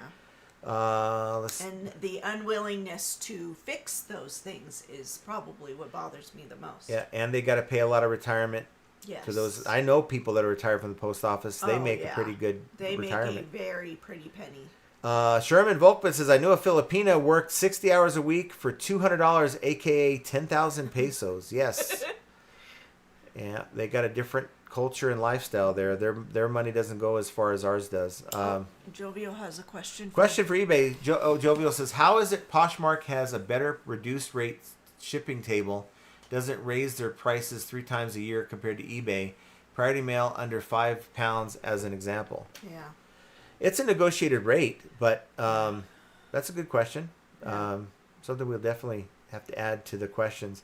Mike G says, everything is much higher in price thanks to inflation. My ASP is much higher today than it was last year versus the year before, so on and so forth. So USPS price increase is what it is. And you're just going to have to accept it. Well, you can't change it, right? So you could quit reselling, but I hope that you don't allow a 4 to 5% increase in fees to, put you out of business. I cannot believe how behind you are. I know. JK says, hello, I've been binge watching your videos while I list things. Thank you for sharing all your knowledge. Well, darn it, thank you for tuning in. And, it's the comments like that you guys put that keep me going. So thank you for that. Sutter's Mill says, USPS workers are in less than counterparts at FedEx, Amazon, and UPS for similar delivery roles where drivers can make $100,000 with better equipment. Yeah. And yet we still have great rates for FedEx ground. I think the rates are very reasonable. Duncan says, eBay tug of war is real. Last week had 280 items, now 180 listed. And as I list stuff, some sell it. It's hard to build up to a high number of listed items. Never got up to 300 listing. Oh, you got so close. Yeah. Keep pushing for it because I think as you grow, you're going to get more sales. But there's a question. Maybe the KFC is slowing you down, Duncan. There's a question that I pose. So let's say you have a 300 item store and you have great stuff. What happens? Would you, as a seller with a long-term strategy, would it be ideal if you just sold all those items overnight, or would you want just a gradual growth and gradual sales as you go? It's a question to ponder. I think we all would love to sell all of our items overnight, but then we have no store. We're out of business, right? Yeah. So that's a question that I ask in the videos coming up here. Let's see. Trying to catch up a little bit. Mike says, don't forget, money is funneling to school kiddos right now. Going to be a bit spotty right now. Yeah. Desi Rebecca Flippin. I got the notification today that asked if I wanted to enable, or maybe later I enable, and am looking forward to good outcome from this. I must have missed that. Oh, yeah. Have you received a message about automatic messages? where it answers the questions that can be answered by reading in the listing. Are you in Australia? Because they actually have that right now for Australians. Not all, but some Australian sellers can enable an auto AI response for certain things like basic questions about the item or shipping. And I talked about that. I know it's for the folks in Australia. I didn't know if it actually, was out here. Let's see. Talking about my faded glory. Yeah. Yeah. What is the lowest brand? Look, when I was in school. Payless. When I was in school, you got made fun of if you rolled up in some Pro Wings, okay? It would literally be, what the hell are you wearing? Yeah. And people would make fun of you. Yeah. So what is that brand right now? What is the worst brand that you could show up to and be like looked at as like, yeah, that's Desi's in Cali. Let's see. You lose the winner. I've seen some big profits for vintage Walmart clothes. Insanity. That's Really? nuts, huh? Vintage That's faded glory. wild. Vintage great value. Basket Noodle says most regional parcels are handled via USPS freight, but anything going out of regionals is subcontracted out, and these expenses cannot be controlled. Yeah. Technical problems equal operator error. Yeah. It's my error for not trying it out before we went live. No, I don't need a backup camera. I just need to not rush before we do these lives, and it's probably something I'm going to try to edit out when we're done here, when I get a chance to, so that the after the fact folks, the resale crew, doesn't get frustrated with me. Reseller Life says, Dave told me once, if I put vodka into a bong and try to smoke it, don't try to use the lighter on it at all costs. Oh God, that would be a nightmare. Maylene says, question, will you ever do an inventory tour? I mean, I could. We still got to do her shipping video. So we started one. I started one, and he didn't like it. So the next time we do inventory, I'm gonna have her hold the camera, and I'll have the clipboard and my printout of what we should have, and we'll go through that. That is a crazy experience. Kind of did it. We have a sheet right here right now. We have a sheet right now that I have sitting on my shipping desk that we certainly need to do. Woodrew Blue 83 got a return on eBay item saying delivered, but no item arrived at my door. So what eBay would do about my money being that I can't refund the person, being no item was returned. That's still on you, according to eBay. If you do not have your item, but it shows delivered, they give you a date to process it by, and if you don't process that return by that date, then the buyer can open up a case. eBay will then look at it, see that there's no action, and just like when you ship an item to a buyer, they say they never got it, but there's a delivery scan. It's the same practice when it's returned back to you. That delivery scan is as good as you having the item in front of you, because they don't know. They don't know. But also keep in mind that this may not happen everywhere or whatnot, but for us, if I get a notification that says something was delivered, it is almost always never delivered that day. It's delivered the following day. A lot of times could be the next day. So Amazon seller, financials are personal unless you choose to share. They're no one's business, in my opinion. Talking about other channels. I don't give channels, other than what I just said, I don't give channels a lot of crap for not showing the money. But yeah, I think every once in a while, it's good for them to be able to show you that they're not just. There's a lot of channels out there. Not just talking out of their ass. There's a lot of channels out there that really don't make a lot of money on eBay, Yeah. and it's how can I make more money on YouTube so I don't have to do eBay? Is the mindset. There are a lot of people on here that are YouTubers or influencers that are talking eBay, but they don't make very much money on eBay, but yet they talk a good game like they do. So Amazon reseller goes on to say, if you're taking serious advice from YouTubers, you probably have bigger problems than worrying about their sales. You're right, but look, I would be a liar if I told you that in 2019, I had no channel, I just was a viewer, and I learned so much from the likes of Bearded Picker and Craigslist Hunter and a bunch of the other channels those that came before me, and they showed. I do remember them showing some of the data and things like that. I believe that they give you something to think about. They give you a reason to look at your business model and make tweaks here and there and see if they would work for you. It's not necessarily, you're not idolizing somebody or wanting to replicate their business to the T. It's just you're looking for information that, maybe you've been wondering, you had a question about. So Reseller notices I'm working on some reseller glasses. We'll hook you up with a pair when I get them done. Also working on an AI photo box. Hey, I'm here for it. Wow. I'm here for it. So let me know when that happens. That's all awesome. The possibilities with AI are endless. Mike G says reality is most resellers that are solo can only make around $100,000 being in top percentile. Most YouTube resellers are solo or a husband and wife team. This isn't a get rich gig. It's not. Absolutely. And nowhere will you hear me say, guys, there's a path to being a millionaire. No. It's a grind. This business is a grind, and you have to be willing and able to put forth the effort to make this business work. Juan, Noah's Attic says, yeah, we're coming along with $1,600 a day on Friday, then bang, $500 Saturday, $500 Sunday. Today has been mid, but the Lighthouse has moved on. Yeah. Glad we're on Etsy and eBay. Yeah. Get your eggs in different baskets, but you just got to be, don't get so like, oh man, it's happening. We're going to be rich. We're getting $1,000 a day. And then here comes this week and it's like, oh, this sucks. It's the highs and lows of reselling. Jason Bartleman says, hello, what is your eBay store? Value Trends with a Z. So just Value Trends with one word with a Z at the end. Wolfman's Goodies says, can you read my dad jokes? Scroll up. I don't know where to find it. Hold on.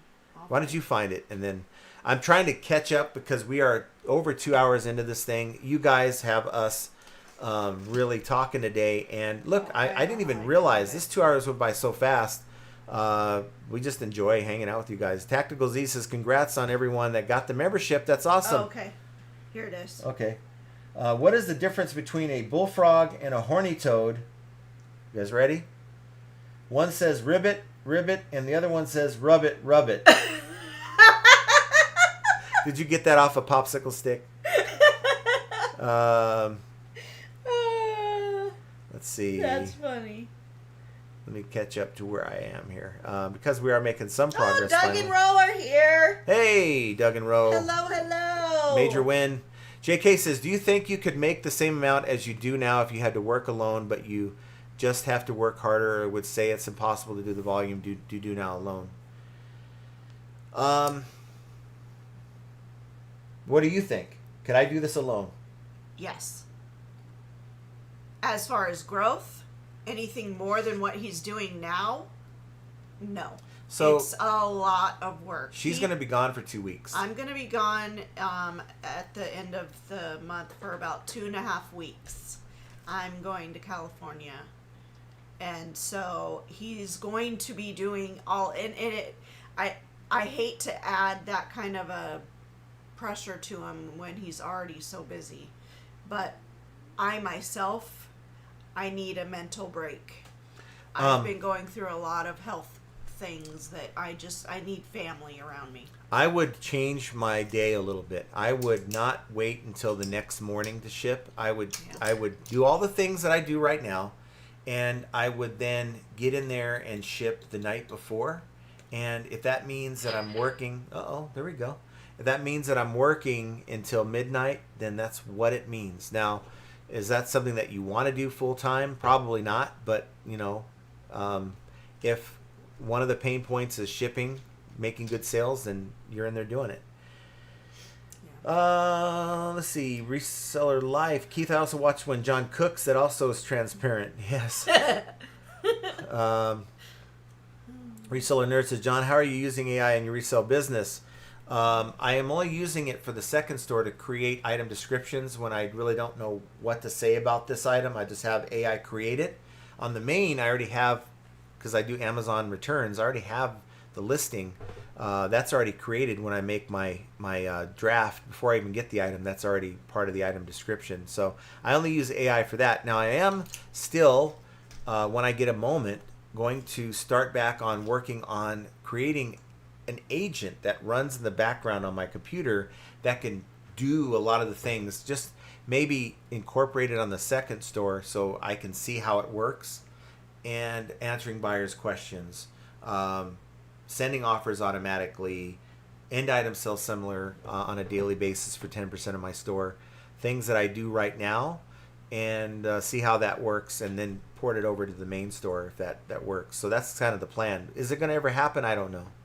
We'll see how. I was working with AI just to put together a draft list for my football league coming up here, and that dealing with the inaccuracies. And this is something I talk about in a video coming up this week, so I ain't going to talk about it much.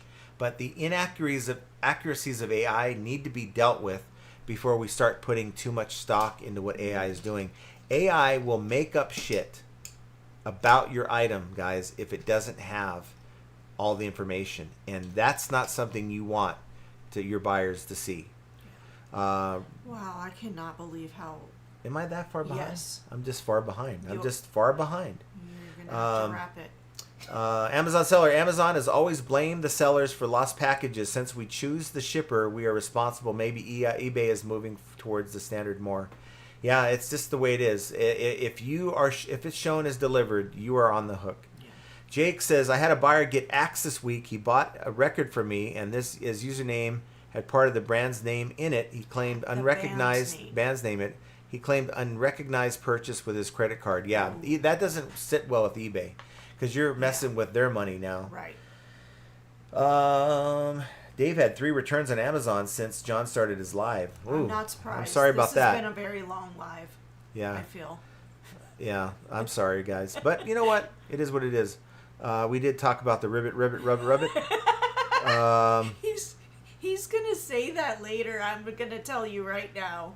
Christopher Nutter's with us. Nice to see you, Chris. Hi, Chris. Sutter's Mill. What specific AI-driven insights or analytics will eBay provide to help sellers optimize pricing and inventory? You would think, though, they would have that market cornered for their AI tool, right? That would be the question that I would ask. What is your vision for your current AI tool, listing tool? Because it can't be where you thought it was going to be, because that thing don't work. Sherman says, you have White Castle restaurant there. Their sliders have 1 ounce of meat and a bunch of onions, and that's why I call them onion sandwich. Yeah, that's nasty. It's very greasy. Christopher Nutter says, John, later tonight, check Discord, share a new topic to talk about, but AI message on the eBay app. I'll have to check that out. Okay. Yeah, check out the Discord, guys. Before you leave, make sure you go over and check out the link in the description below. Mike G says, Primo, here's your chance to give John a hard time for being 1 hour behind. Yeah, he's rubbing off on me. That's not good. But you know what? You guys had a lot of interaction in this live, so I blame it on you guys. Mixed Mercantile. If I sell my eBay listed inventory, then I can start back stock. Yeah, but it's just like you're out of business until you get more stuff listed, though, right? Not Funny says, I got that message today about AI giving responses to messages. So that might be what Christopher Nutter's talking about. Brando B says, I got the message about the AI message feature. I turned it on to see how it goes. Sends a draft to you before sending it to the buyer. Oh. I don't know. Well, that's kind of close, but I don't even want it to deal with that. I want it to just know what I want, and then maybe through some instructions it does it. Let's see. Trying to get through the end here and making sure I'm not missing anyone that I haven't. You guys are going wild today. Major win. We smashed a like, so Silver Hair will get a sale. So hit that like button, guys. We'd appreciate that. Reseller Life, AI brain only works using photos. It doesn't see flaws. Well, here's a new one. Patrick Murphy says, I don't know. AI descriptions sound too much like a commercial. Well, you definitely have to go in and tweak it just a little, because sometimes they do make them too fluffy and but not who has realistic. time for that? Look, I utilize AI on the second store, and I tell it, describe it in a real way without sounding too fluffy, right? And it does a pretty good job of just the facts, AI.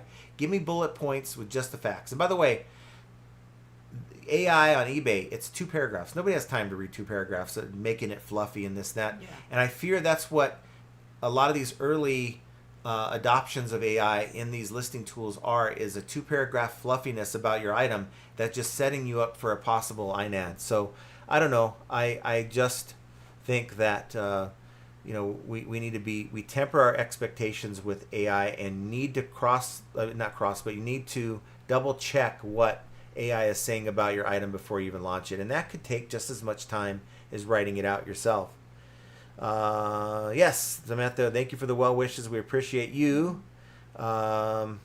Major Win says sometimes someone recently said AI won't replace exceptional people, so it will probably replace you.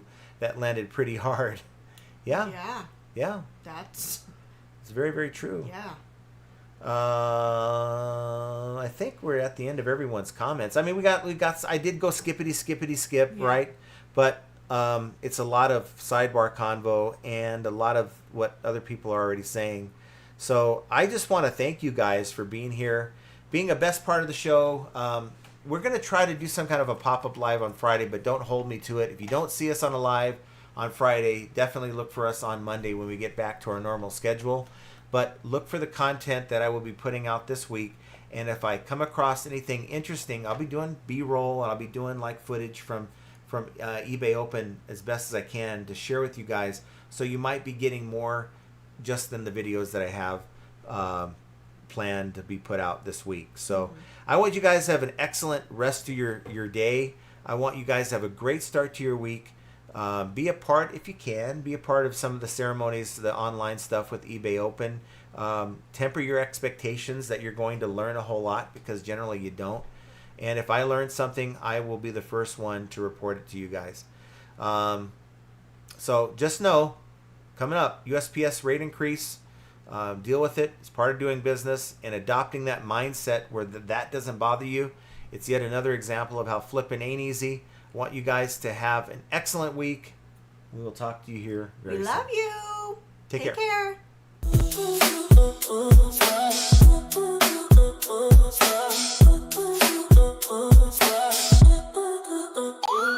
Chargebacks, returns, and lowball offers too. Barrel takedowns, they're a pain, what can we do? High selling fees, bad buys, and rude buys galore. Flipping ain't easy, but we keep coming back for more. All resellers are gonna make mistakes. Learn from them, and you'll have what it takes. In the world of reselling, we're your guide. With flipping ain't easy by your side. Sourcing great items is the key to success. Subscribe to the channel and stand above the rest. Focus on the thing that is within your control. Hang with flipping ain't easy. Let's roll. Catch the live streams on Mondays and Fridays. Join the Discord community for the parlays. Tune into the podcast. Profit Playbook's the name. With Scott and Josh, flipping's more than a game.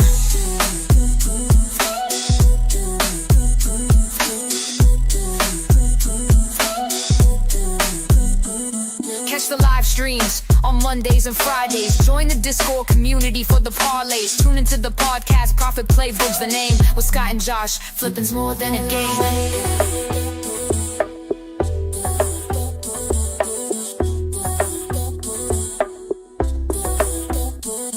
All resellers are going to make mistakes. Learn from them and you'll have what it takes. In the world of reselling, we're your guide. With flipping ain't easy by your side. Sourcing great items is the key to success. Subscribe to the channel and stand above the rest. Focus on the thing that is within your control. Hang with flipping ain't easy. Let's roll. Catch the live streams on Mondays and Fridays. Join the Discord community for the parlays. Tune into the podcast. Profit Playbook's the name. With Scott and Josh, flipping's more than a game.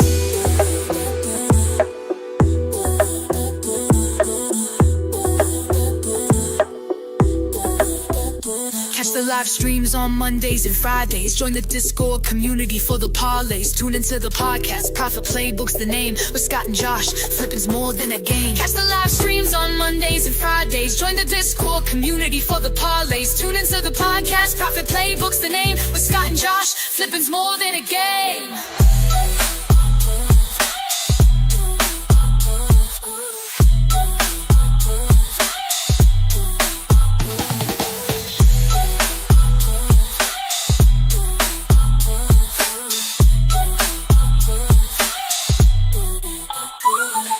to live streams on Mondays and Fridays. Join the Discord community for the parlays. Tune into the podcast, Profit Playbook's the name. With Scott and Josh, flipping's more than a game.